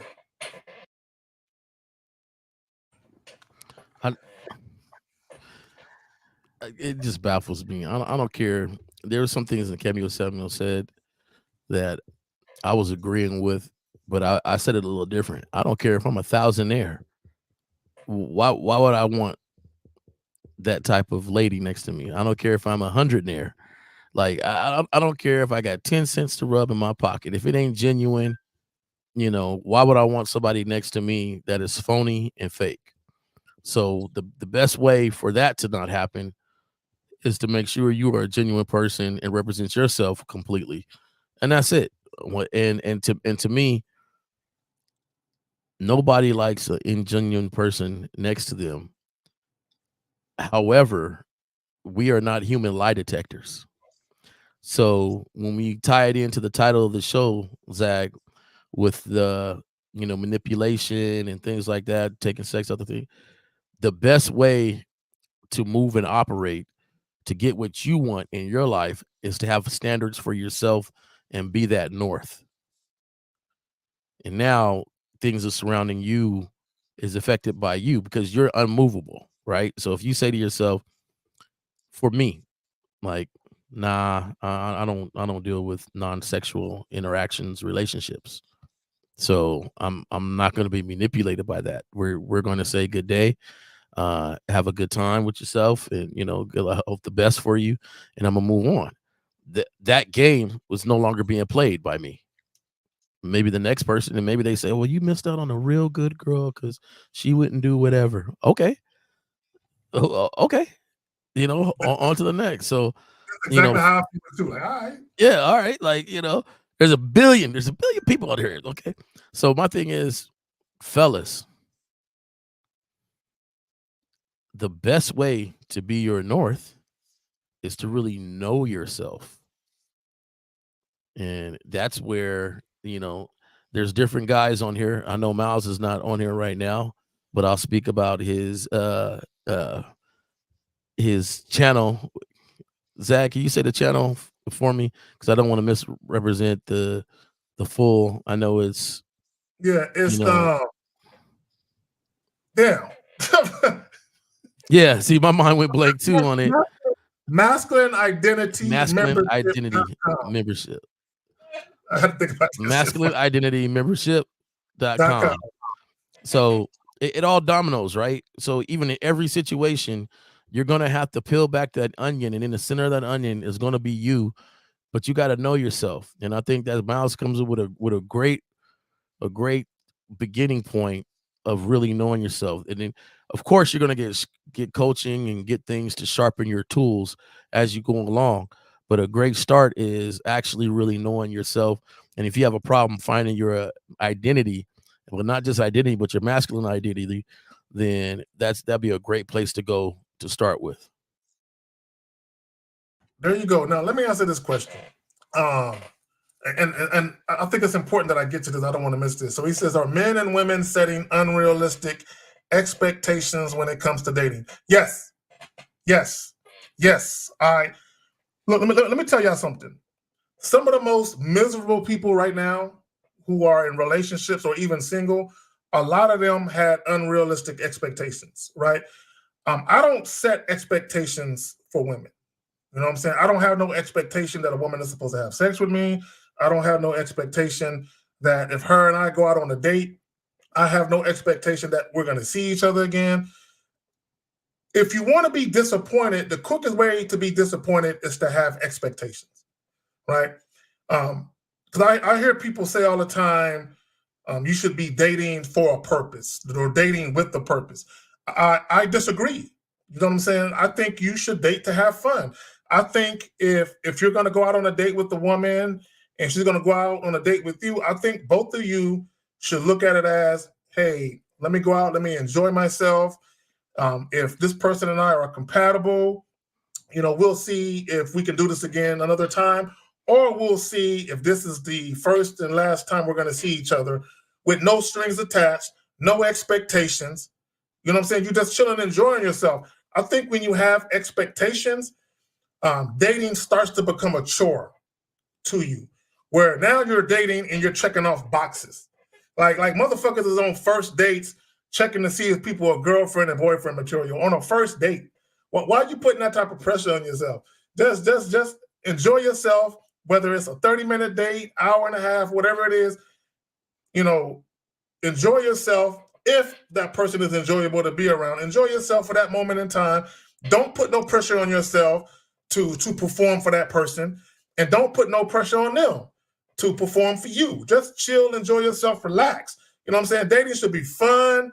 It should be just simplistic and enjoyable, right? Unrealistic expectation, yes, it's killing dating. Not killing dating, but for some people might think it's killing dating. It don't apply to me, so I don't give a fuck. But my thing is, unrealistic expectations is a shortcut to disappointment. Just have fun. I think that yeah, some people put unrealistic expectations on the dating, but I agree. What happened to fun? Like, that's why a lot of times when the callers, call in, and sometimes I'll be like, man, y'all taking the fun out of just interacting with people. Like, it's fun going out and talking to a new chick or something like that. That stuff is just fun. It is fun. You enjoy the connection, enjoy the awkwardness of some moments, enjoy kind of getting to know them. And every person you meet ain't gonna be your person, ain't gonna be the person that you need to be with, further than the interactions that you have. And a key statement that K Zag has coined, is enjoyable until it's not, and you move on from there.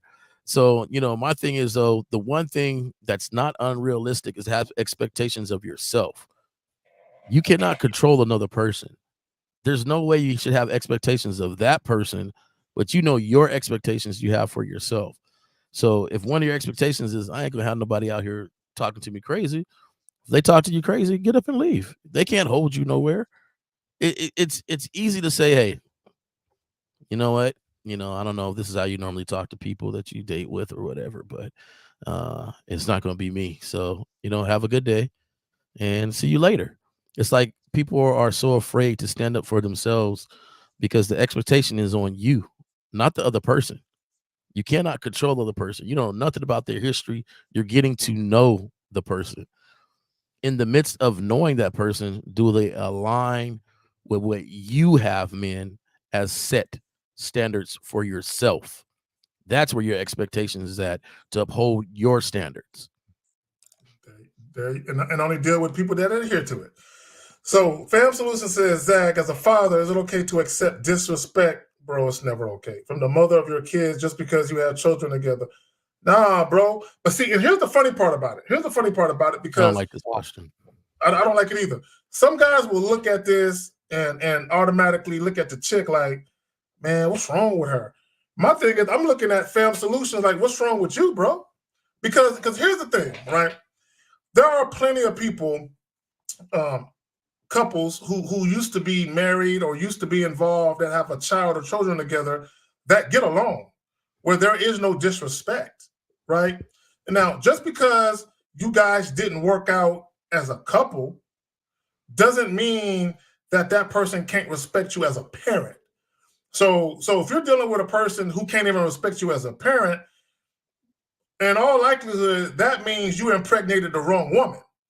Now, if you're a father and you're there and you're handling your business, even if you sucked as a boyfriend, even if you were a mean, horrible husband, if she can't look at you and say, as a husband, he sucked, but he's a loving father, he's a great father, he just sucked as a husband. If she can't even look at you like that, then in all likelihood, you either you do suck as a father, or you just chose the wrong woman who never really respected you, and in all likelihood probably never really even liked you as a person. Like, no, you don't accept no disrespect. I say that, like you said, Zach, man, to me, this takes a lot of accountability on your part to really judge yourself and your character as a person on how you've been treating the mother and treating the kids. As men, to me, we should always learn and grow. And I don't mean suckerish. I just mean learn and grow, where you can accept that, you know what, I may not have been the best person when it comes to that or this. I did tell the kids I was going to pick them up 7 different times and faked on them 7 different times.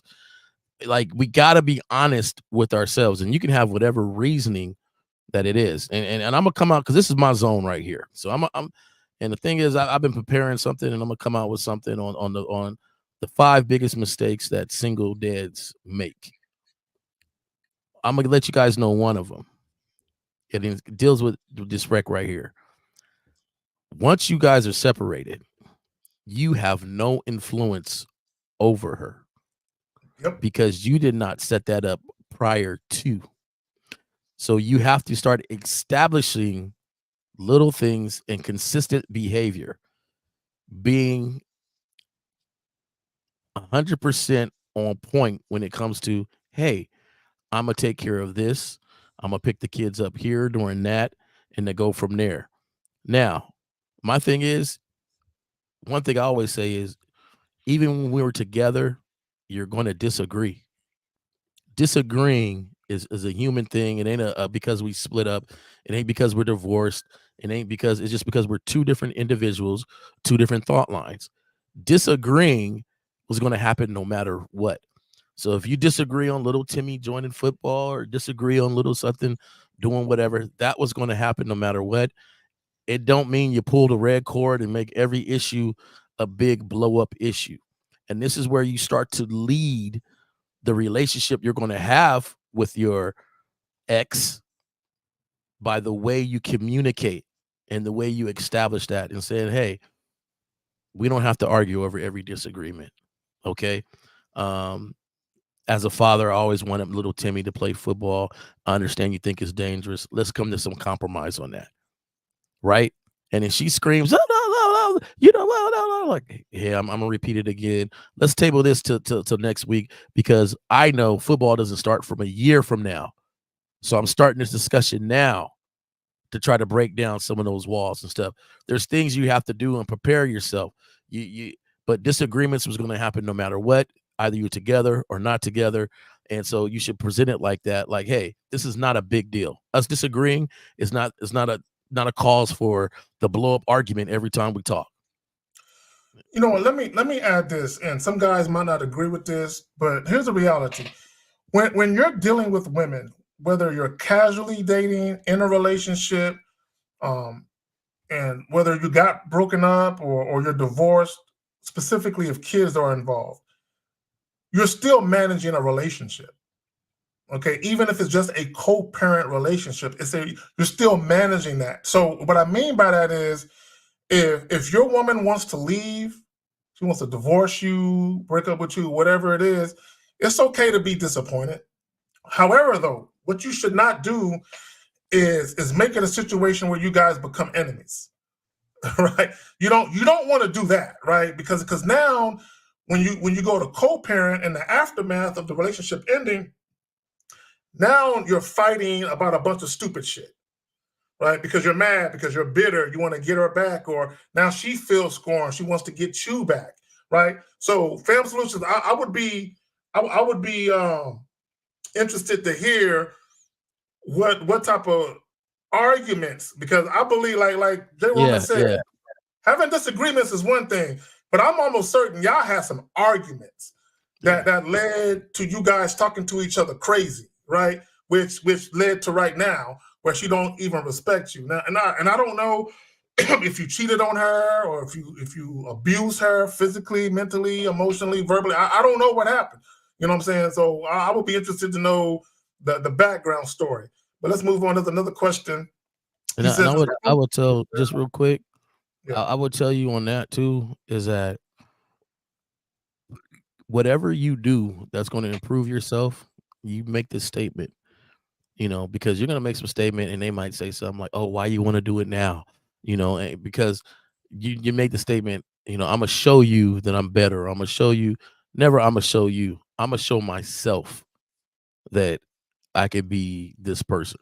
I'm going to show myself, because now it takes them out of the picture. You ain't improving yourself for them. You're improving yourself for you. There you have it. So let me do that. So he says, is approaching a woman because you like her body considered value in the sex? Bro, see, this is where y'all guys get it twisted. Ooh, you looked at the body and you're already fucking her, huh? We all want sex, man. If you've had sex and you've enjoyed it, both men and women, I don't care if you want sex on the front end or the back end. I don't care if you prefer to have an emotional bond or connection first, if you prefer to be in a relationship first, and none of that matters, okay? We all still want sex, period, right? Wanting sex, desiring sex, that's not the issue. There is no shame in that. The issue comes, and what are you doing to get the sex? Are you compromising yourself? Are you doing stupid shit, right? What are you doing? Are you trying to convince a woman, cajole a woman, coerce a woman? What are you doing, right? So when you say approaching because you like a woman's body considered value in sex, no. Again, whatever you value is the thing that either you're going to show respect to, or the thing that you're willing to pay a price for it, right? You're willing to compensate somebody for it. That's what value is. So I'm saying, when you look at something, like an example would be this. I like Chevrolet Impalas. Okay, the 1996 body type is my favorite body type, right? So if I wanted one, right? Chances are I'm gonna have to pay the blue book, the Kelly Blue Book value, the price for that, which is, I don't know, 16,000, whatever the fuck it is, right? But if there was one in mint condition with all the original shit, and a guy says, yeah, I know the blue book value for it is 16, but you got to pay 20 for this. How much do I value it? Am I willing? Now, 20 is what he values the price at. If I pay his price, then I value it the same way he value it. If I say, nah, bro, 16 is all I'm going to pay, that's my value I attach to it. So when you say, do you like her body? Is that value in sex? Okay, what are you willing to do? Okay, are you willing to offer her a bunch of dates? Are you willing, if you offer her a coffee date, or if you tell her, let's meet up for a drink, and she says no, how about you take me out to dinner? And you say, okay, you're putting a value to it. She's saying, if you want to deal with me, this is what you got to do to get next to me. And if you capitulate or acquiesce to that, you're agreeing to the value she set forth. You are agreeing to her compensation plan. You got to compensate me this way to get next to me. I think this question is a little bit misleading and made it way more deeper than what it really is, because there's a lot of bodies you like. Like, you can go on Instagram right now, flick through a whole bunch of bodies, and you like, yeah, I'll smash. Like you know that, right? My thing is like, when you get to know the person, do you still want to smash? Like, on that first interaction, if she's, the way she talks, walks, moves, listen to you, don't listen to you, do you still want to just smash? Because I tell you this, man, there's been a lot of beautiful bodies I didn't interacted, and some of them have been the most laziest interactions ever. I never forget this one. She had the hyena. You know the hyena, and I can't stand the hyena. I just, the hyena and the starfish are one of my most favorite interactions ever. And the starfish just sits there, lays there, don't say nothing. They didn't reach their peak like 3 times, and then finally you be like, man, hey baby, you good? Oh yeah, I've been good. Like, what? I'm sitting over here putting the extra on it right now, and you just been quiet the whole time. So things may look a certain way, but then you connected it to sex, which is a totally different thing. You could look at a body and say, hey, she's very attractive. She's very cool. My question I always ask myself is, I wonder if the personality matched the outside. See, that's one of my questions. Here's the thing, and for any women, I know Renee P is still here, but if there are any other women that are watching, I need y'all to chime in on this. See, I often say that guys are pre-pussy whipped. Okay, what I mean by pre-pussy whipped, you have guys that will do damn near anything to get some sex, especially if the woman is attractive enough. They'll compromise themselves. They will do anything to get it, right? So to your point, yeah, I can see a woman that she's physically appealing to me, but once I introduce myself to her and I get her name and she starts talking, I might quickly say, you know what?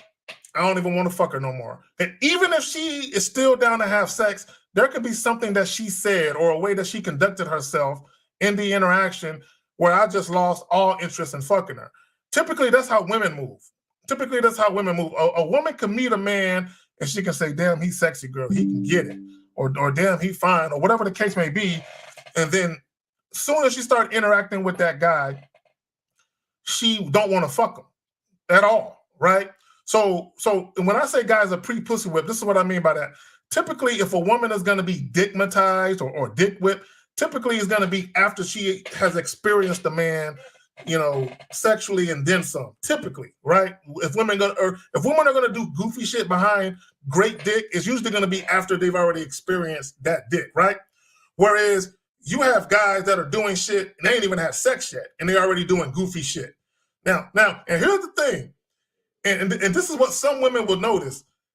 Damn, girl, he doing all of this shit, and I ain't even put it on him yet. Girl, if I put it on him, this nigga might lose his mind. He might become a stalker if I fuck this nigga. So you will have some women, they might decide not to have sex with you because you're just a little too thirsty, a little too desperate, a little too excited for your own good. But go ahead. I laugh at all the goofy dudes that did a whole bunch of goofy stuff. Then they went ahead and smashed, and it was not cool. And you got to leave the house like, man, I did all this goofy stuff, and it wasn't even cool. Like, it ain't even cool. Like, that's just. Now, and we all look, gentlemen. Myself, Jay Roman, the whole Real Game No Theory podcast, and some of y'all in the chat that we fuck with heavy. Yeah, we might be gamed up now. We might be, grown ass men who are thorough individuals who are on point. But there was a time when all of us were younger, when all of us was maybe a little more naive, a little more gullible, and we didn't understand the ramifications of our actions, the consequences of our actions, and we did goofy shit behind. I didn't do it twice though. I never did it twice. I never did the same goofy thing twice. Exactly. But we all did goofy shit. Now, and here's where you know you've reached the point where you can finally change and evolve and learn and actually grow, is when you catch yourself right when you do it. Right when you say or do something goofy, you're like, I can't believe I just said that dumbass shit. Or I can't believe I played myself and did that goofy shit. A lot of times guys don't realize they done goofy shit until months, maybe even years later when you're having a conversation with somebody. And they say, man, you did that dumbass shit? And they're like, yeah. I mean, now I know in hindsight that was dumb. But when you catch it right when you do it, like I've been talking to women and I've said things, and right when I said it, I knew, damn, bro, you know you done fucked up right. You know you done fucked up right. And I knew it instantly. And then right when I caught it is when the woman's reaction was confirmation. Damn, you played yourself. So sometimes I like to say goofy stuff just to see a reaction. It's like I like to experiment now and just say goofy stuff just to see what the reaction would be. Like, I know this ain't gonna fly, but let me say it anyway just to see how it's gonna be, and I'll laugh about it later on. Like, I ain't really mean that. No, it's all good, but that's at the point when you're like, you stop playing checkers and you start moving to chess. Checkers is a very reactionary game, right? One person moves a piece, you jump that piece, or you have a little bit you can set up, but really not much. But chess, you can alleviate pieces and still win, and win with a pawn or win with the queen, the king, your rook, your knight. Like, it's all interactive all over the board where you're reading everything. You're trying to move and manipulate pieces to move the way you want them to move. You're counting steps ahead of time, and to me, once you really know yourself, know the game, it begins like that. Now, you may not win every move, but at the end of the day, you're going to win the game because you're built like that. You're built to learn from any situation, and it's only going to improve you in the long run because you start to recognize the mistakes, you start to recognize things you can learn and grow from, and you're constantly moving and improving yourself and getting more and more consistent with it. And just like a chess master knows, like, yeah, he's good at it, but there's always somebody that's a little bit better. There's always somebody that you can learn from. There's always somebody where you can improve your game, or there could be a chess master that learns from somebody new. Like, oh, how'd you set that up? Like, oh, I'd never seen it like that before. And I think that when you get to that point, that's the point where, like you said, Zach, she's on top of you, let the tip in, and she gets up, and you're like, all right, cool. You can go home. Calm down, mother. It'll fuck woman up. If you're calm like that, all right. Hey, I don't go these places. All right, cool. When you feel like an inkling to go to Cheesecake, hit me up. Like it's like things don't bother you because you see the whole board and you realize that don't even matter because the way I move, I'm cool with myself. And chess is a thinking man's game. It causes you to think ahead, and in many cases, you already know you got the game won 5-6 moves ahead because you like you said, you can read the board. That comes from astute awareness and astute observation, not only understanding yourself, but understanding how women respond to you, right? There's a pattern of behavior that you typically see. See, my superpower, J. Roman, is I'm indifferent. I'm indifferent. What I mean by I'm indifferent, when I'm dealing with a woman, my temperament is here. If she says no, or I don't want to fuck you, my temperament doesn't dip. It still stays here. If she shows that she is sexually attracted to me to the point where she's lusting me and she's damn near begging for me to fuck her, I don't get super excited. My temperament stays here. I'm indifferent whether we fuck or don't fuck, whether she sticks around or dips, my temperament is here. This is why I can be, in a marriage or in a relationship and a woman wants to leave and I'm like, all right, good luck to you.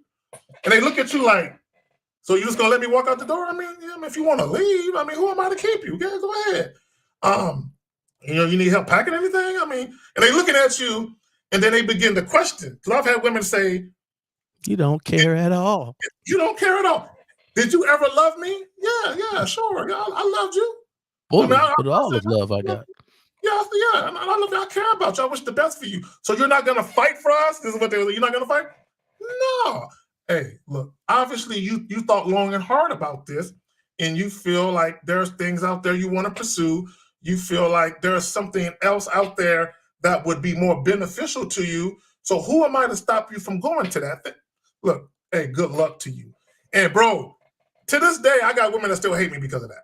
Because back in the day, I used to pretend to have emotions for it because I know that's what you wanted, to see some emotions for it. So I pretend like, man, that's messed up. Really, I was like, I didn't care. Like, all right. I never felt like some dudes feel like they could never get another one. I never felt like that. I never felt like, I mean, like, hey, but pretend to have. But now, when you learn to grow, like, hey, man, it is what it is. Life is, and I think I'm more of a straight up person. Like, if something happened, like, yeah, that hurt a little bit. Yeah, you got me on that one. I listened to kind of what you were saying, but it didn't turn out that way. All right. Like, hey, we're going to just say what it is and roll on and go from there. And I think that for dudes, the less, like, even with the chess analogy, right? Even if you lose the game, you can see 10 steps ahead that you're losing the game. And what better way than to just get out that game, right? To go ahead and be like, all right, you got me on that one. So if you were in a relationship, maybe with the woman that you felt like this was disingenuous, didn't represent herself completely, but you're 3-4 steps ahead and you're starting to see it and you realize, hey, this ain't gonna work. This is not aligned with my standards. You can say, hey, and right on the wall, you see it. It's time to go. It's time to go. And it'd be like, oh yeah, it's time to go. I never forget my boy say, oh man, she got you now. Yeah, she got me. But hey, we out here, we moving. All right. You ever try to get somebody, tease somebody, and it's hard to tease them because they just own up to it? Like, oh dog, man, I see you over there, man. I see you slip and fall. Yeah, I slipped, man. Scraped my hand and everything. But let's roll. Yeah, man, but you slip and fall. Like you slipped over there. Like, yeah, I already said it. Like, it don't bother me. Exactly. I fell. Let's go. Like, it's very hard to tease somebody that takes accountability for what happened, learned from it, and ready to move on with it.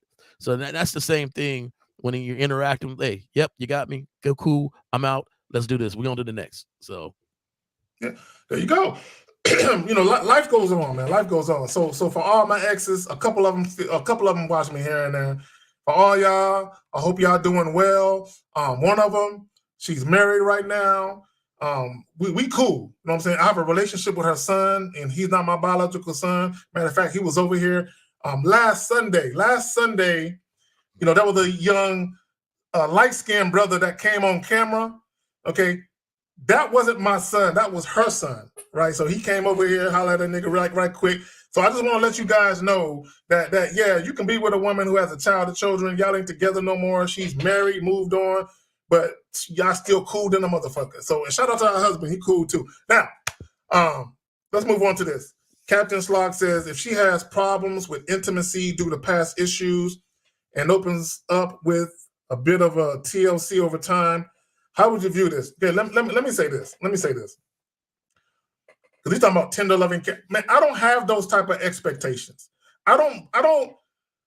You know why I'm blessed and highly favored, J. Roman. I'm gonna tell all y'all niggas right now. I'm gonna tell y'all why I've never cried over a woman, why I've never had a broken heart. Now I've been disappointed. There's been times when relationships ended, and I was like kind of taken aback by the timing of it. Like, damn, and I was disappointed. But if a woman wants to move on, I don't believe in trying to keep a woman who doesn't want to stay, right? Like, I'm going to let her go, right? Because the last thing I want is to create animosity and resentment, right? And then have a toxic or drama-filled situation. So I'm going to let her walk. But in all my years when I was single, I was never looking for a girlfriend. Never. I was never like, man, I want a girlfriend. I want to be, never. Not one fucking time, right? So what typically happens is, eventually, right, inevitably, I'll meet a woman. I like her. I'm feeling her. She like me. She feeling me. And what happens is, over the course of time, I will recognize and realize, man, she cool than a motherfucker. You know, I wasn't really thinking about a relationship, but shit, hold on. I might have to look at this situation a little bit closer because she actually might be someone I can kick it with like that. That's usually how it happened. Right. So to me, I was never looking for that shit. So when he says, I'm talking about a woman having a problem with intimacy, normally it would be a woman that would want intimacy with me. In other words, I'm not trying to have it and she's saying no. Usually it's the other way around where a woman wants to spend a night. She wants to take, bro, let me just say this because I don't want to get too long-winded. I've had women, multiple women, and this goes all the way back to even when I was in high school, who right after sex, they wanted to take a shower together. And I said, nah. You go ahead and hop in there first. I'll hop in there later. And every single time I told a woman no, they got upset. They got bothered by that. And to me, I looked at it as, that's intimate. Like getting in the shower. And some people might not look at it like that. I do. That's an intimate thing. Getting into the shower, washing each other. That's intimate. Just trying to smash with no condom on. That's all. Yeah. I'm not trying to do that. They're trying to trick you, Zags, but you know, trying to smash with no condom on. Yeah, exactly. They know ain't nobody grabbing no condom while they in the shower. Exactly. They getting in. So to me, I was never looking for a woman to show me whether it's sexual intimacy, non-sex. I was never looking for that. Now, if a woman wanted to show me that, and I felt like, you know, it's cool, you know what I'm saying, and then I'll let it happen. Right? And tender loving care. I'm not seeing. Here's the thing about that.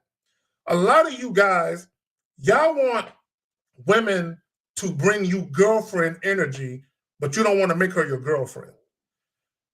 Okay, let me say this shit again. You want a woman to bring you girlfriend energy. You want her to do certain types of shit that girlfriends typically do, but you don't want to make her your girlfriend, which is why you end up with a woman saying, what are we doing here? Are we dating? Are we going to be in a relationship? I'm confused because you're confusing her, because you're telling her on one hand you don't want a relationship, but then you're going about introducing boyfriend energy into the equation, hoping or believing that it will get you reciprocal energy from her, which is girlfriend energy. And then you wonder why you create drama in your life. Now go ahead, fam, you got it.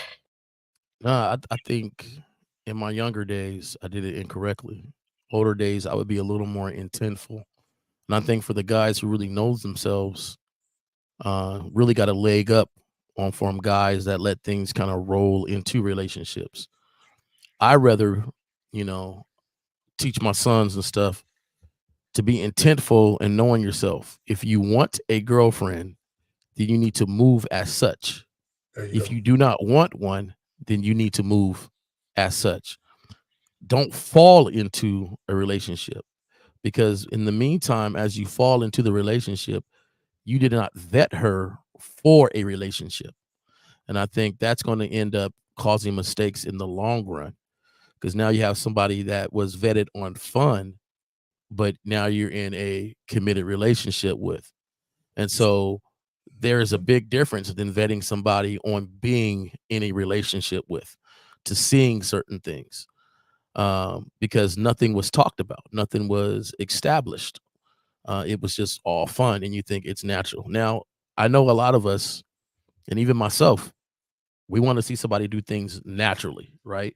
We don't want to say, hey, I like my eggs, being cooked every morning. Then they cook eggs every morning because you said it, but it's not something they naturally would take care of you with, right? Because now, sooner or later, it's going to become a chore and not something that they really like doing for you.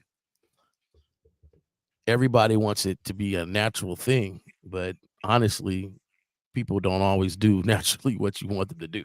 Like, Exactly. that's just period. You're going to have to be some work and adjustment for it. And I think that's when you are looking for a relationship, the type of things and conversations you have to establish. Before, I believed in that natural fall off, right? And to appease a lot of women that be saying, am I the only one you're talking to? And I'll be like, nah, you're not. But, if we are vibing, the other people will naturally fall off. I only got a certain amount of days and time during the day to talk to people and to interact with people. And if we're out, that means I'm not talking with somebody else. So boom, there you go. And I said that to just slow them down from keep continuing to ask me for this relationship thing, right? Because in all actuality, it's like, look, I'm not, I'm still chilling. I don't know if I want you to be next to me yet, right? We'll naturally select that.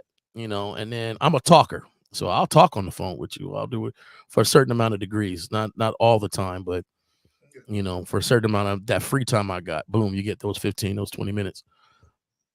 Now, I would rather we learn, gentlemen, to be more intentful, so that way you can start a program on finding what you really want next to you.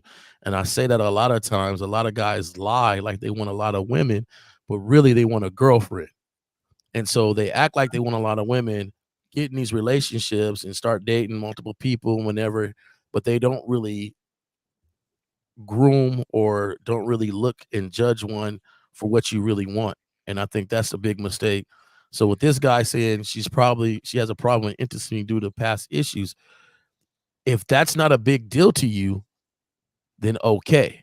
But for me in a relationship, if I want somebody to rub my back and show me intimacy and do certain things for me, and she don't want to open up like that, I'm sorry, we can't be together. Why would I want to deal with that when that's against what I want? That's against what I'm establishing.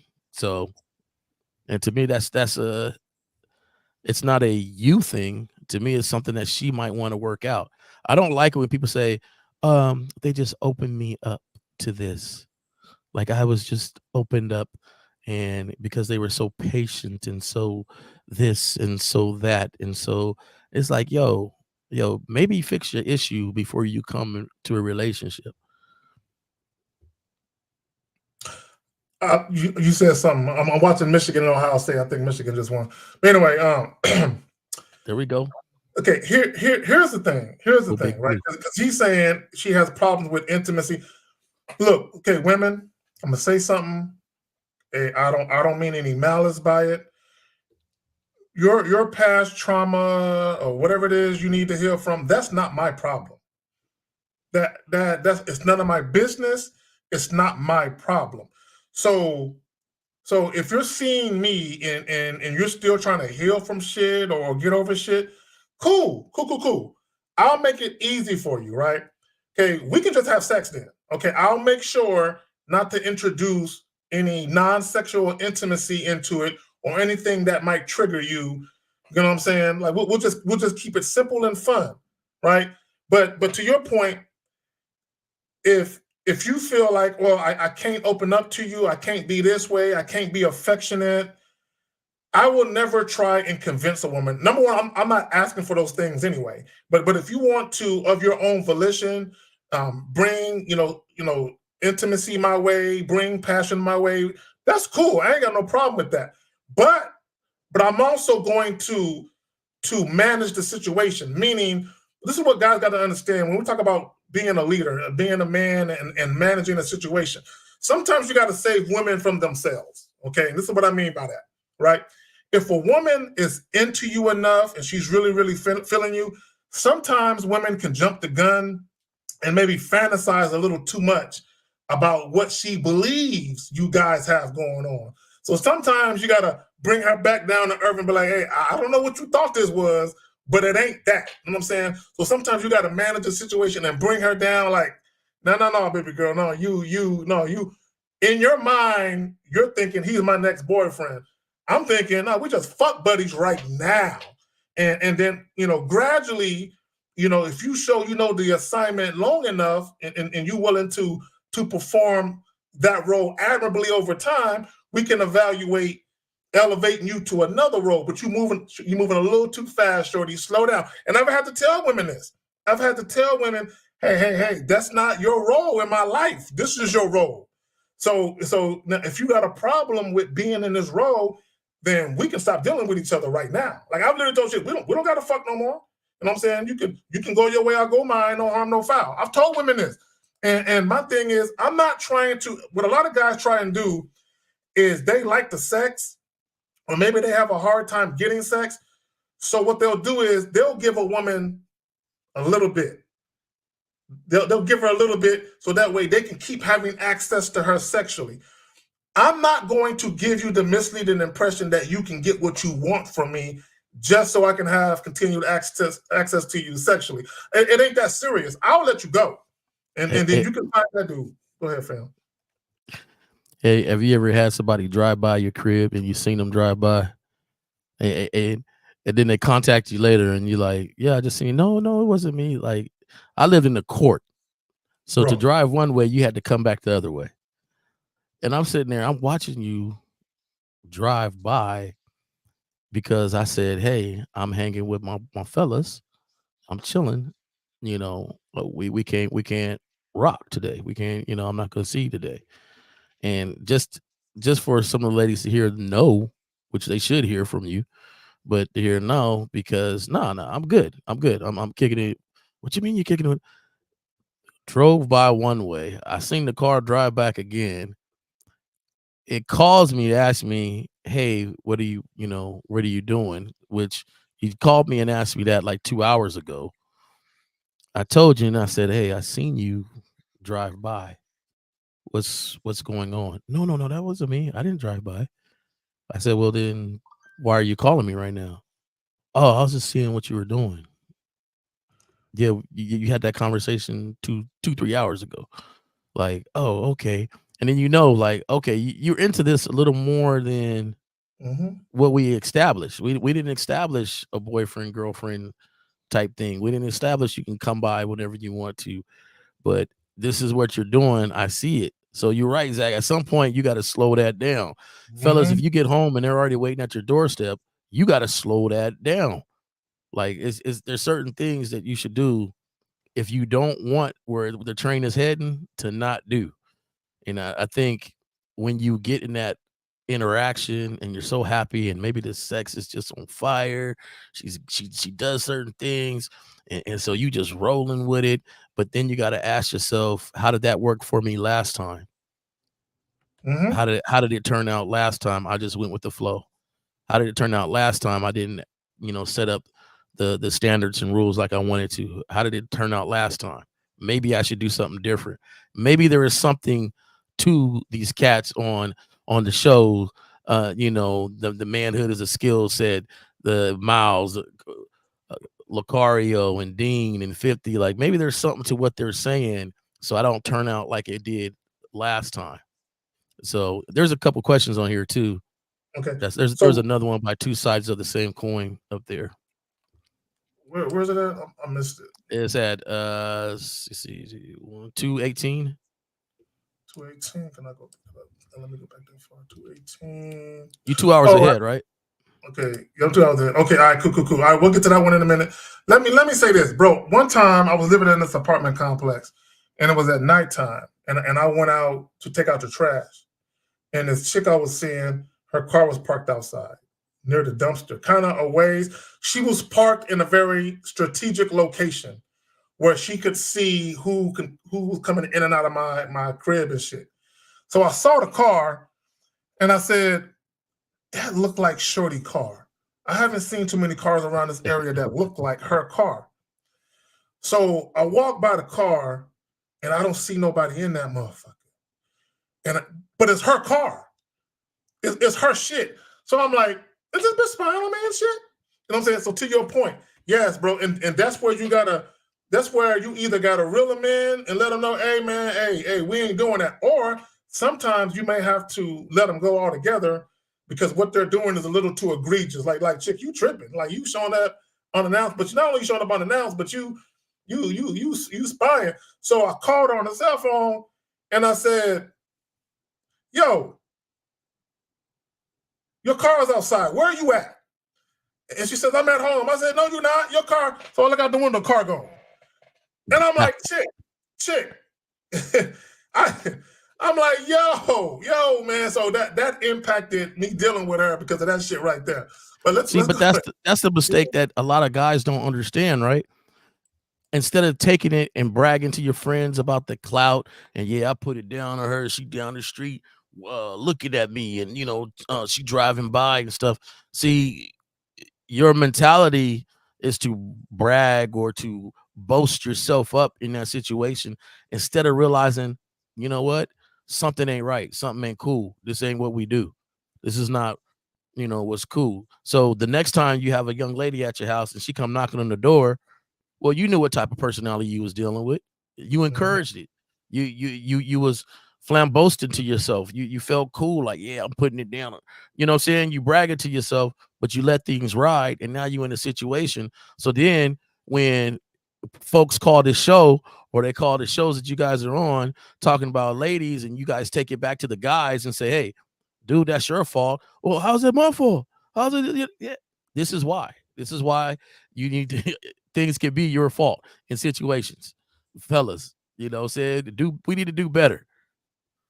So he asked the question. Isaiah Parker says, Zach, is there a specific reason why you don't seek affection or intimacy from women, or is it just how you naturally move? That's just how I move. Don't get me wrong. I have no problem with intimacy or affection. I have no problem with it. I just, because of my experiences with women, I know what comes next. I know what comes next. When women are really, really into you, especially after you done had sex and they all dickmatized and shit, and on top of that, they really, really fucking like you and all that, I know what comes next. When women start saying, how come when we have sex, you don't lay with me? You don't let me hold you? I'm like, here we go. You know what I'm saying? I know what comes next, right? And it goes all the way back to high school, because I remember chicks would say, I think I'm falling for you and shit like that. And to the point where I knew what they were going to say while they were saying it. Carrie, I got to talk to you about something. I'm like, she about to tell me she loved me and shit. Damn. You know what I'm saying? So, because I already know what comes with that right after she said that shit. Yeah, so there will be times when chicks would literally say, Carrie, I think I'm falling in, and I'll put my finger on their lip. Don't say that shit.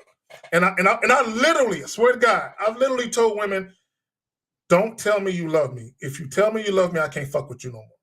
I would literally tell chicks, and I would tell them, I don't feel that way about you. And there's a good chance I might not never feel that way about you.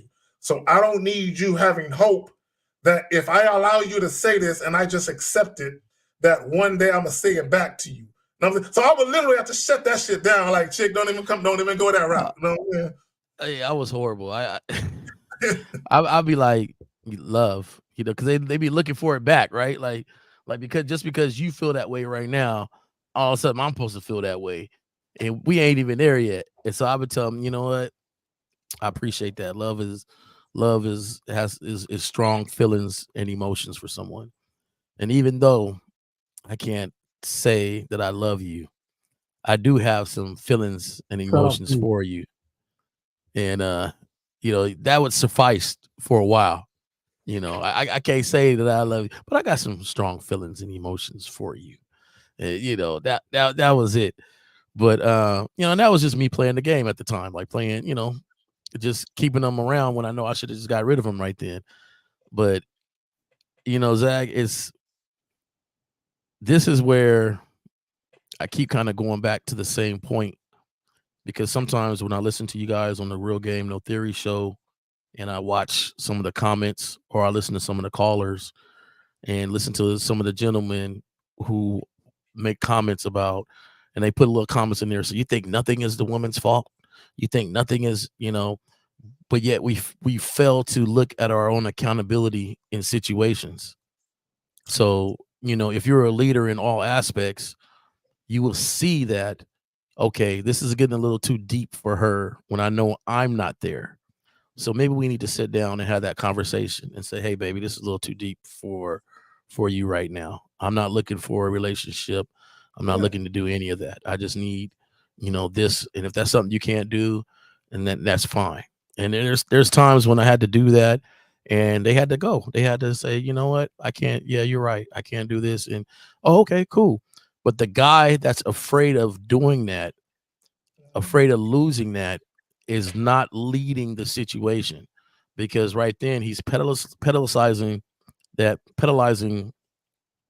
interaction or that woman, because he still wants that person around, even though he knows it's not going to be a good situation in the end for either one of them. See, because one guy says, left my ass off, you're a cold motherfucker, Zach. No, bro, I don't want them problems. I don't, bro. I've had my stalkers, I've had my clingy chicks, I had chicks showing up unannounced. The chick that parked the car, she wasn't the only one. I had chicks knocking on the fucking door and shit. You know what I'm saying? I've had that shit happen. My one of my ex-wives, I remember I was in my, how old was I? I was probably like 30. Yes, two. I was married twice. You know what I'm saying? So yeah. I'm done with that shit, right? But my thing is this, and it's not because I don't have a problem with marriage. I think marriage, when you have the right situation, I think it could be a beautiful thing. But here's the thing. I remember, because I was in college at the time, right? And it was at night, and I had a class, and I was leaving class, and this bitch was hiding in the bushes. She was literally hiding in the bushes, my nigga, because she was trying to see, and I told the story before, there's nothing new, because she was trying to see without walking with a girl and shit. So I'm very well aware of some women who can be very insecure and all that type of shit, very, very jealous. And a lot of that stems from the fact that their feelings are involved, right? So sometimes when you're dealing with a woman who gets her feelings involved and she has insecurities or a jealous side, man, you gotta manage and mitigate that shit. You know what I'm saying? So that's why, for me, I don't believe in playing with a woman's emotions. Once I realize that a chick is falling for me, and I know for a fact that I'm not gonna reciprocate it, I gotta stop it. You know what I'm saying? Right away. So she can never say, Carrie, play with my emotions, Carrie, play me. No, because I'm gonna let you know, hey. Now, if she want to continue doing what she's doing, she can do that at her own risk. But I'm gonna, not only would I tell her that, hey, it ain't that type of party over here, but I'm gonna continue to be consistent with my behaviors.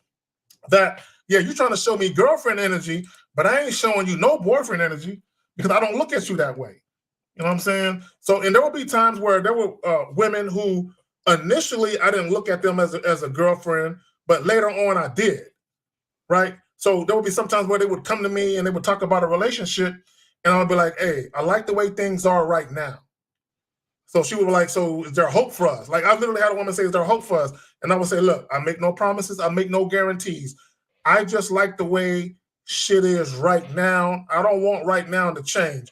But if you feel like you're getting a little too caught up emotionally with it, then by all means, I suggest that you walk away. But I'm letting them know, I'm not, the way you feeling about me ain't the way I feel about you right now. Yeah, I think some guys got to understand too, like, it's not in a mean way.